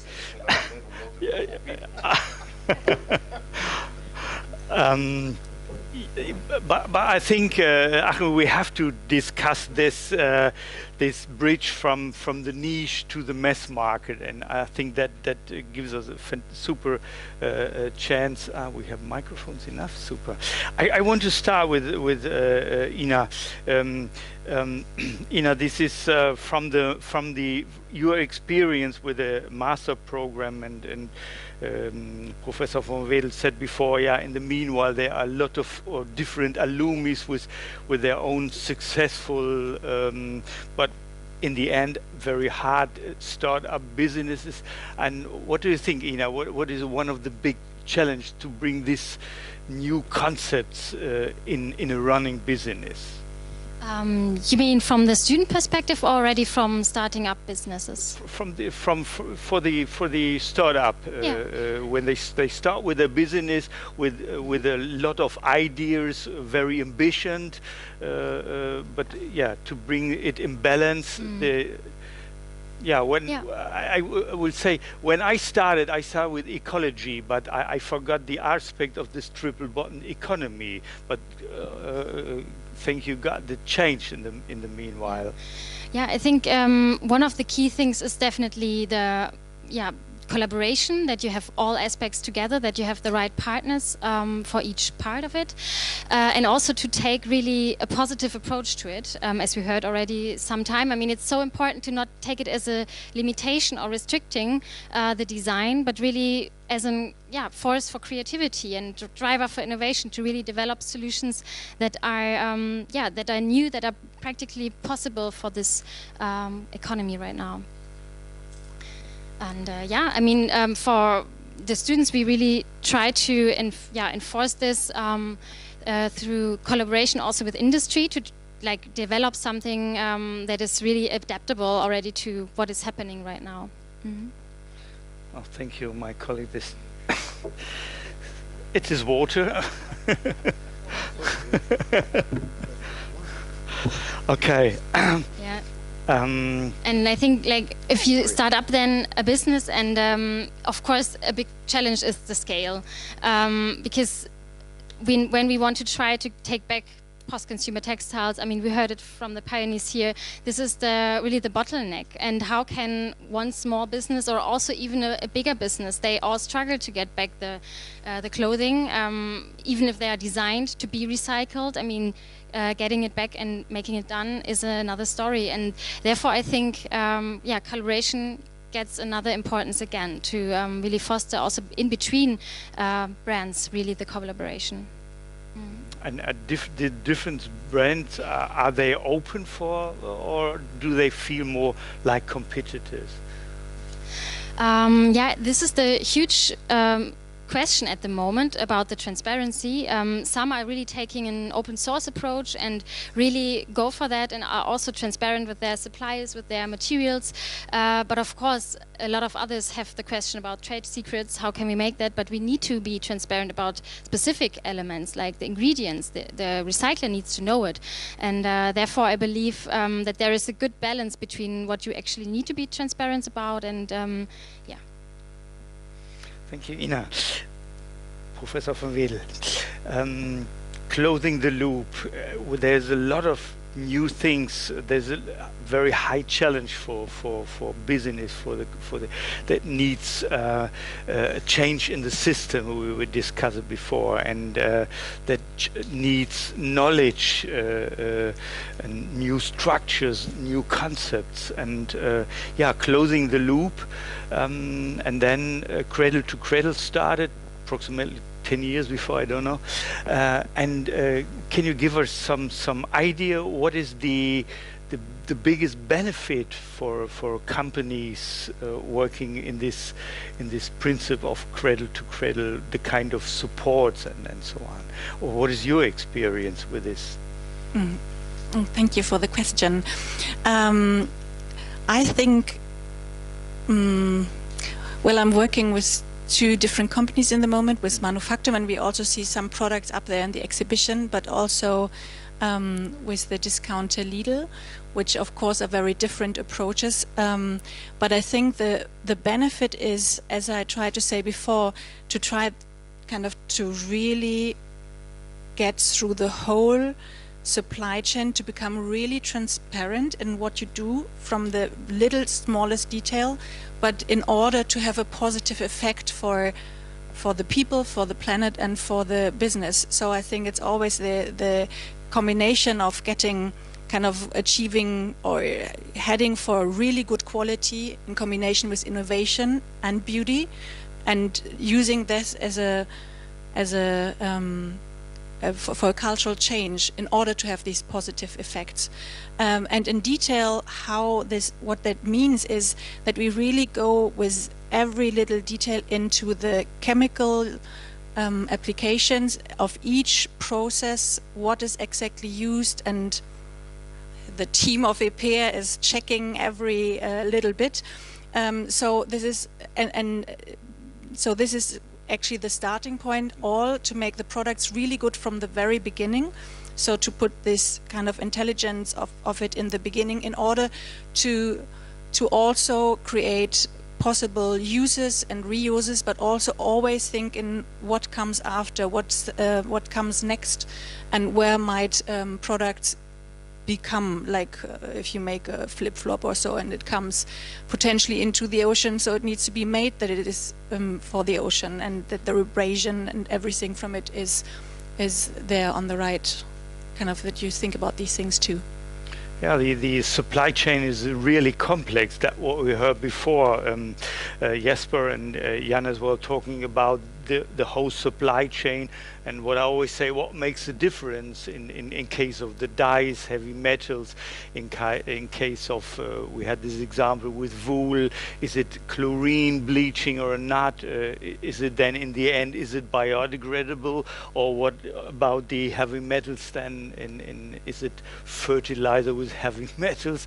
Then better not eating something like this. So that is very complex. That needs so pretty much knowledge and yeah, how to bring it in the system. But the great thing is that the knowledge is there, and it's just about kind of, it sounds it sounds so complex and so much even broader, or a bigger step, but actually it's all there, so it can be simply done. We're in these processes, we in the companies, we look at it, and I mean, they just can change and swap the products that they use for it. So I think it's not, we are not so far from really bringing it into reality of really making it, and there are products that coming out next year in 2018 with Manufactum, but also Wolford, for example, with complex products like bras and stockings, and I mean, stockings maybe not as complex as a bra, but there are so many little details in a bra to make that biodegradable. This is really a big achievement, but it is possible today,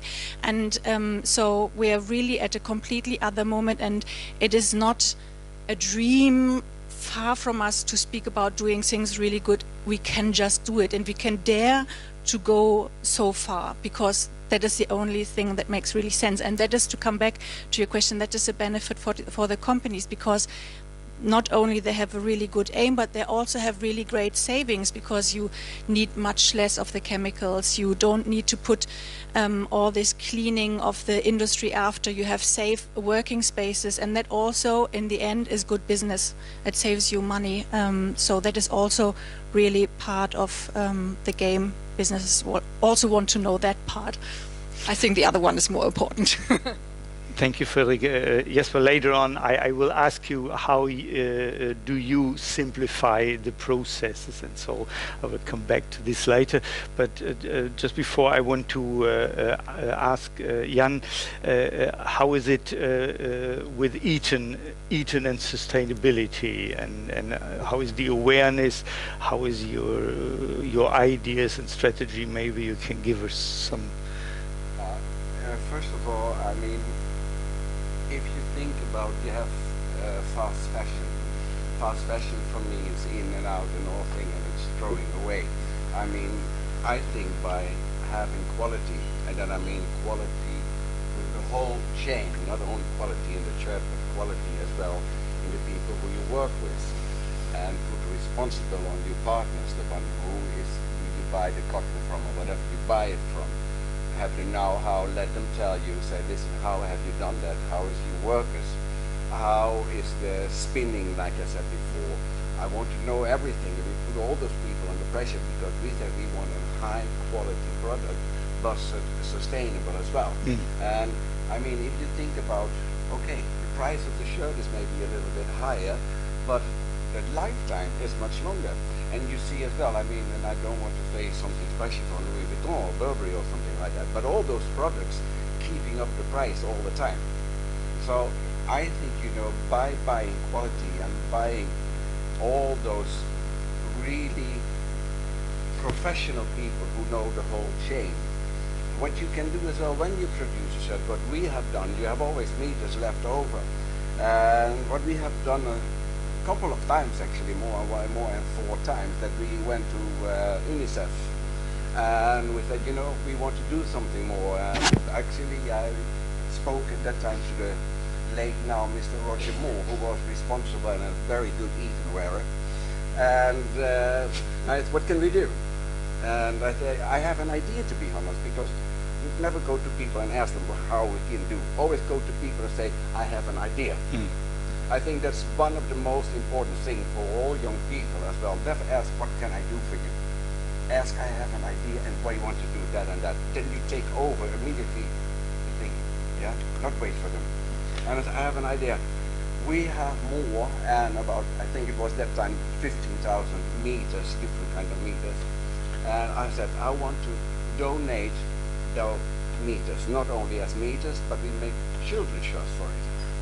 So what we did, we made all those shirts from the leftovers, and then we send it out to our customers, free of charge, and a letter in, please pay 20 euro to UNICEF as a donation.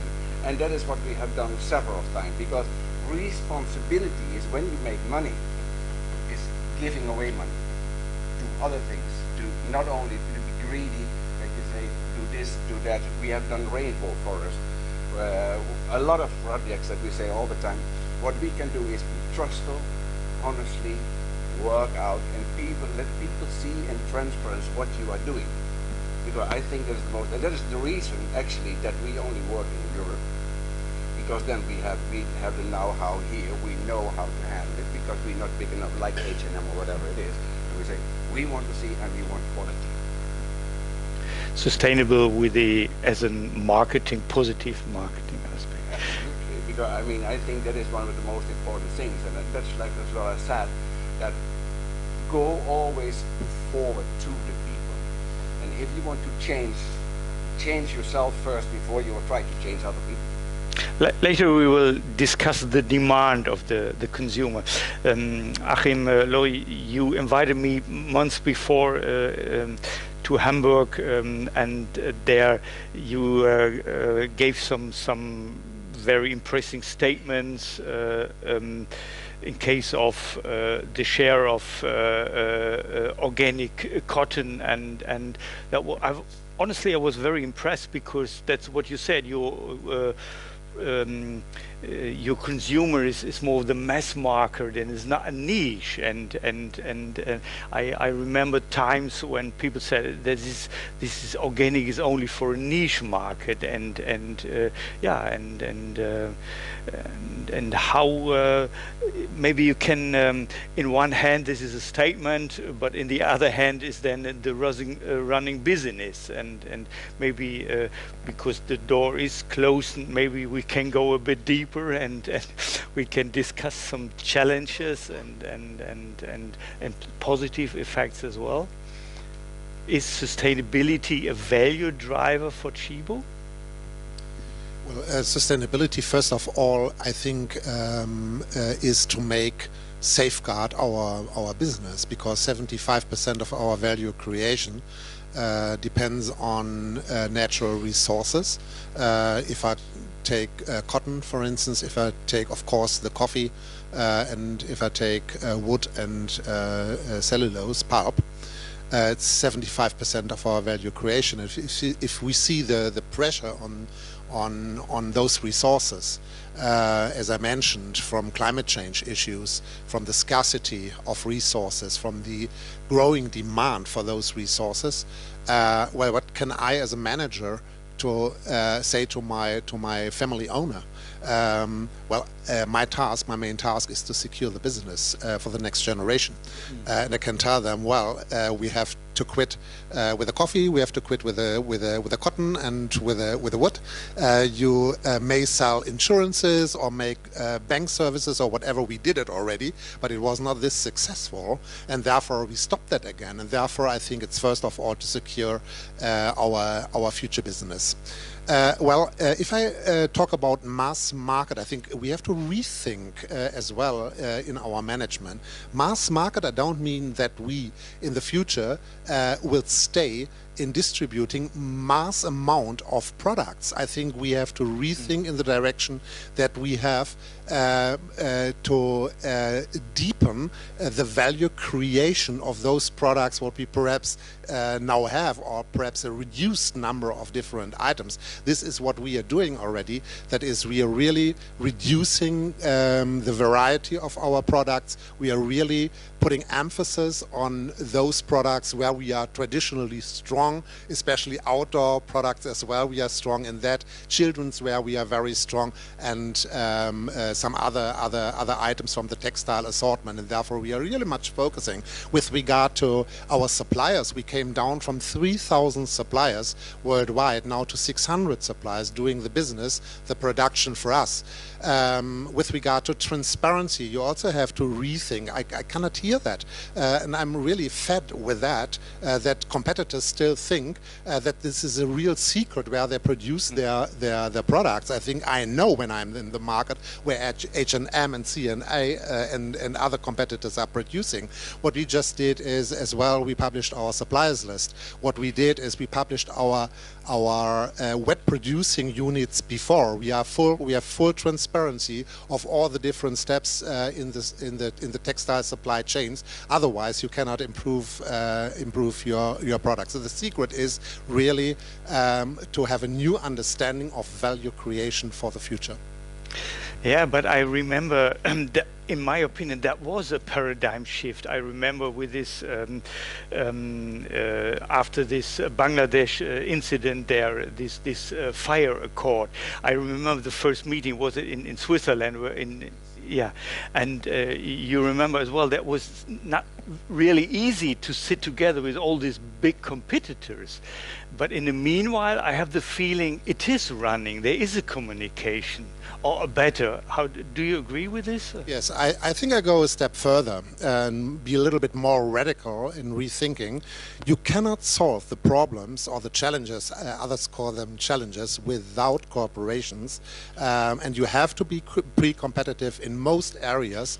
Otherwise, you cannot solve the problems, or you stay at the very, very bottom line. And therefore, I think those big projects, what we deal, whether it is in the non-food assortment, whether it is in the coffee assortment, is all done in cooperation with partners. One of the cooperation, I think, is the Alliance for Sustainable Textiles of the Ministry. There is a lot of discussion around that, whether this really helps or whatever. But I think with regard to solve the real challenges, as well to integrate on a broader basis, closed loop, in the later stage, of course, Jürgen Jansen, later stage, because we have troubles enough to get it on the bottom line so far. But I think to get it on a broader base, I think corporations like the Bündnis für nachhaltige Textilien, this alliance, is a very big opportunity, I would say. Yeah. Of course, yeah. You can see that is out of that is for the complete industry. And again, to be radical with that. You also may think about the fact that there are perhaps disruptions in the competition already. When you look at what you have to do to realize the detox commitment already, and you see that your competitors don't do anything in that respect, don't invest the money and so on, I really pledge for cooperation. And if cooperation is not enough, I pledge as well to think about legal regulations so that we have an equal level playing field to really get what has to be done, really a step further on the way to sustainability. Yeah, thank you.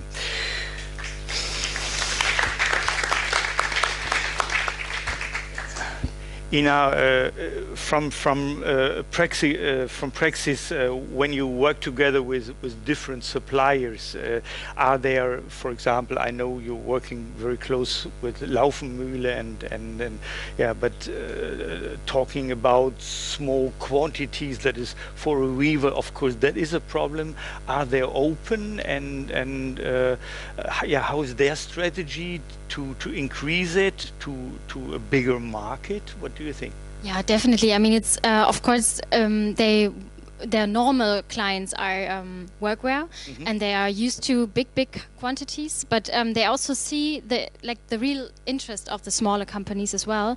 And I mean, we try to kind of also bundle minimums or like the quantities. But they really love to collaborate with kind of companies that may need have a real and meaningful idea of what they want to do, and I think this is so important that they kind of support this.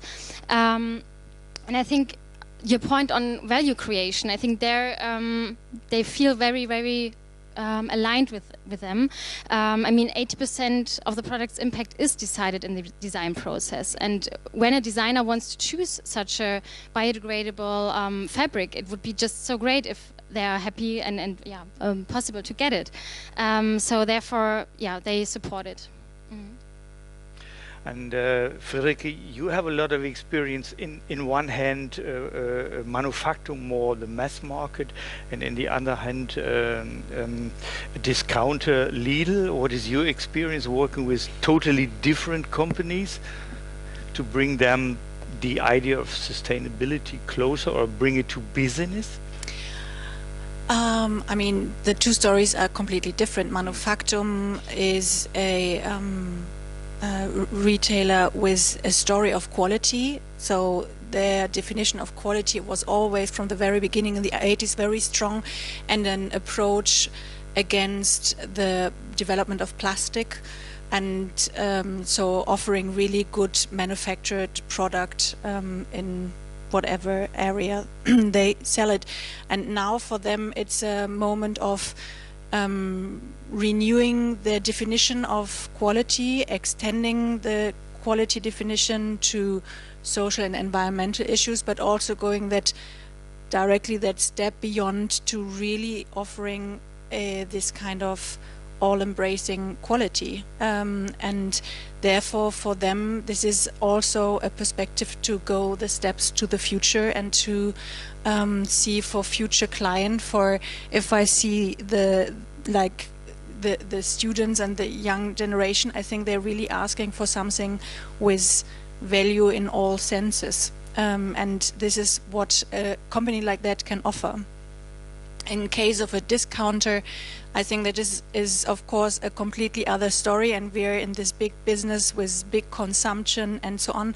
But there I think this concept of closed loop of real quality is something which is the only answer to fast fashion. I think we are there in a scale where I think we can't stop fast fashion in a certain way, but I think in that sense we can offer a really intelligent system with healthy processes and full transparency, and that is so complicated to get it in there. But if you, for example, then start really with every detail with the chemical company, and you know exactly what's in there, and then comes the button and you know what's in there, so you, with that each step you also create that transparency, and so this is kind of a way to clean up there too. And the responsibility, or this kind of extended product responsibility, is also in that field, it's so high, and therefore it's so important and really amazing that a company like that goes that way. And it's very also exciting, of course, to be part of that, or also to see the designer's role there, to kind of get all the different people together, to join the language, to kind of see how this, how we, bring all different steps together. Yeah, in my opinion, this fast fashion can work with this, in principle, with the same principles of circularity. Why not? I remember in the 90s when we started with changing the inks, we had this reactive dyes, but only for this green fashion market. In the meanwhile, in Europe, you cannot find any more reactive dyes with heavy metals. So and so you can produce for the mass market. When you change when you substitute the local dyes, it's so on, so on. So maybe that needs different concepts, that needs to simplify, isn't it? I want to go with this maybe later, Friederike. Excuse me. Jan, what I'm interested in is, before starting the conference, I had a little discussion with an old business friend, Matthias Böhme. He's a really expert in wool. Maybe later on I will ask you about recycling of wool in the past, Matthias. But you gave me the idea of this modular system of item, and so I will give the question then directly to Jan. What does it mean in case of sustainability? If I may come first back on what you said about buttons and all things like that. I think that's very interesting, because what do you want? Do you want polyester button? Because we know that it's not good. Or do we take mother of pearl? Because mother of pearl is not good either. So I mean, there's a lot of different kind of things what you can discuss, how to do it and what to use and all things like that.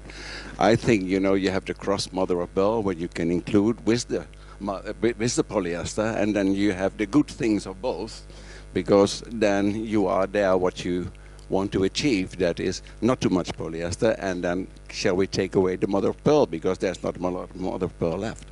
So it is a lot of things what you want, and other things what can we do, because let's be honest, at the end of the thing is that we have to produce, and we have to be honest, that we have to be transparent, and that is what the thing what I want to be all the time about, is transparency and is honestly. So all the way around. Now, Rolf. Yes. Okay, you want to hear from me about the cotton. Yeah, maybe in one sentence, time is running a little bit, and I'm really shocked when I look at my watch because people in the meanwhile get nervous. They are looking for some drinks, and oh, so do I. So later on, I will get big problems with these guys here. But it's so interesting for me. So, but Jan, maybe do it very short because I want to open the space a little bit here for the. Yeah, no, not at all. It's no problem. I think that it's the same. To be honest, when you talk about the wool and about the cotton, and I mean, of course, you can reproduce, and all things like that, and you can even go when you want to go in details. I mean, we have either that we can make your shirt, remake your shirt before in the old times than what they did making on new cuffs or new colors. We do it as well. So you can send their own shirts and let them make again. So you can reuse everything from the shirt. You don't have to throw away the shirt because you have a big nice watch or whatever it is and it's broken here. So you can reuse it again. And then I think, it is like we have been working a lot with the university in Burros and about what can we do with all the materials we have left except to make then the children's shirts. What we have done there as well, just give them to the students and say, okay, and now you make whatever. It has been beautiful lamps, it has been skirts, it has been underwear, it has been everything. And I mean, I think it's very nice to know that my shirt, it maybe is an underwear at the end. Thank you. Later with a drink we can go deeper with this. That's the reason I did it now. How to simplify these very complicated processes? Oh, an easy one. No, I think it's really about working together. Like I think from the very start when we start asking questions to all the suppliers about these processes, it's about being open and honest, going back to Jan about what we come out with. So I think making sure that you're not exclusive with anything. So even if we're in a competitive sportswear industry, whatever we innovate with is under the manner of like copy this shirt or copy this jacket, please make the same. And we really want to encourage other brands to look at it that way, and that way I think is the only way we can progress forward as an industry. I'm not sure if that's one-to-one asking you or answering your question, but I think this is the direction you need to take it from, because everybody's going through the same problem now, kind of looking into those processes and see how we can make it. And I think we just need to help each other to kind of copy those answers and kind of figure out how we all do that in the best possible way as one big thing rather than a lot of individual companies. Adrian, did you get some results from your project in this case, or what is your biggest value driver in the end, to put it in one sentence? We have a lot of results, and the quick and obvious result is that from the current situation, it's quite difficult to do this. It's very work intensive, and it's very we're not used to working like this. So what I see it, how I see it, is that right now what we're doing is we're kind of practicing, we're kind of learning, and that's also the approach that I try to engage the companies that we work with. That I mean, we will not create something that is perfect and beautiful, but we will kind of learn how to do it. Agree that's in process. Yes, yes. Because I mean, it's to go from theory to practice. We have the theory, kind of, but yeah. we are starting to develop the tools to make the practice. But that's a lot of practice to go there. Before we go on, I have to ask Kamika, do you get a lot of headache when we have 10 minutes more? Because I want to open we'll get a headache later on, so that's quite all right. We have the chance headache from this or from the drinks. Okay. Thank you for this, because I think it's so interesting, and I'm sure maybe you have some questions here to the experts. Is there any question here from, or do anybody needs drinks now? That's what. Yeah. Do you need a microphone or? Okay.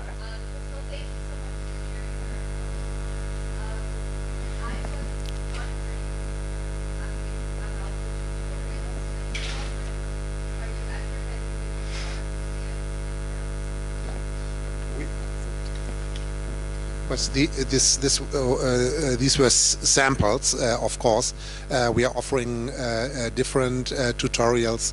The question is from the end consumer perspective, because why are we doing that?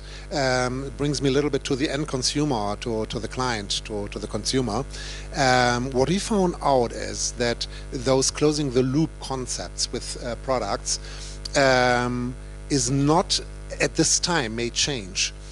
Is not a matter to do direct product marketing at the moment, because we as retailers educated the end consumers. I think it's a fault of ourselves now from this perspective. We educated them to buy and to dispose, to use and then to dispose. Now we have to educate them to recover. In a way, and therefore we started with those tutorials to really educate them what can be made out of the product, how we can reuse, actually reuse those products. The same is with the marketing people. We have lots and lots of discussions with the marketing people. This is not only product development, but communication to the end consumers, those both sides of marketing. I think for product development, I think a lot of knowledge is underway. We did it as well with a cradle-to-cradle T-shirt now. I think it was not certified according to IPEA, but we took your knowledge from your people but not copying. It was official, but we did not certify that. It took us about a little more than half of a year to create that, and finally we had only one problem with the tag, with the tag. I think this was a problem, and therefore we had to decide put the tag to the end consumers.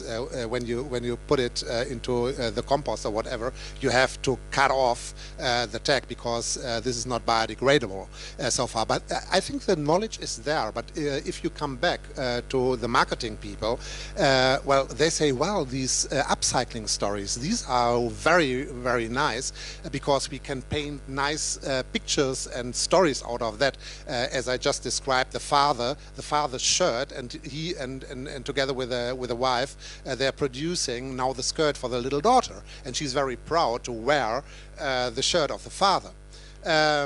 They say, well, wonderful stories about that, but we know that the impact, the positive impact for sustainability does perhaps not lie in that aspect, but in the care and repair aspect, to hold the products as long as possible, the original ones, in the first cycle. But marketing people then say, well, leave me alone with those stories. Repair and care things, we cannot advertise for that. We have it somewhere on our quality page in the web. I think there are a lot of challenges around there to really get the end consumer in. Yes, yes. Yes. I think I said it at the very first beginning, but I felt invited to explain it a little bit deeper. Okay. It was a good one. With this circularity effect with the T-shirt, Achim, honestly, you can do it more simple. You produce it in a very low quality, and after one time washing, it's for your daughter. Then that's. A model, yes. Yeah. We have to talk about that. Yeah, you have. Yeah, you can have it in mind. No. Any more question or comments? So. If not, then I want to come to a final statement. This is a super opportunity to have these experts here, and what I have in mind is to ask you for a final statement in case of circularity, in case of how to close the loop. Ladies first, Friederike. Yeah, I think I just want to invite to join innovation, quality and beauty for a cultural change in order to have positive effects for people and the environment and the way we do business. Yeah, thank you very much. Yeah, okay. I think He said women first. that's true. Thanks. So so I believe that like the strongest part is in the design and also in the infrastructures, and this is what we try to support with our platform. And I think that actually companies cannot really choose right now if they want to live in a circular economy or not. It's rather that the economy model is transforming towards, and the only thing that companies can decide is if they take it as an opportunity and a positive approach. And it's great to see how it can be made happen, and I was just to invite everyone to join this. Thank you very much, Achim. Well, I think this transformation to a circular economy can only be done in cooperation. I think we had it as well. And my dream is a little bit, because we sometimes stand very alone to get that in practice, my dream is a little bit, I think, to establish laboratories for that, which are pre-competitive, where all the stakeholders come together and really learn from each other and really get the change. Okay, I want to say to all the people who are listening here, who are working with our brand, let your quality be the vintage of the future. Thank you.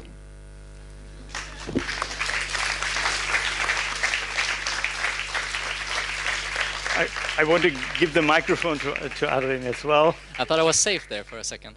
Okay. No, Not really. No, but I want to emphasize how design relates to the greater system, and how we can design for a better future. That's what I want to say. Thank you. So many good thoughts already, and I think the really cool thing to really take from this as well is just the group of people in here and the group of experts coming together. And I think also that the mindset is shifting, and I think that's key in terms of how we go forward and how we can really create this, that all people are starting to think of it as one way, that we need to do it all together. No matter the tools, we need to do it and learn from one another. Yeah, thank you very much.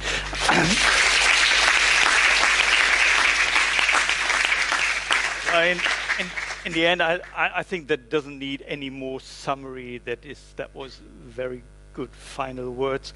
So I want to thank you very much, and I want to give these final words to you.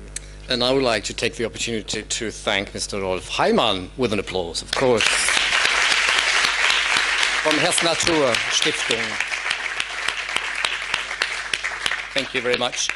But the evening is not over yet. If you go upstairs, there will be something to eat and something to drink and some live music and some pieces of fashion, I think. So please stay, enjoy the night and network. Thank you.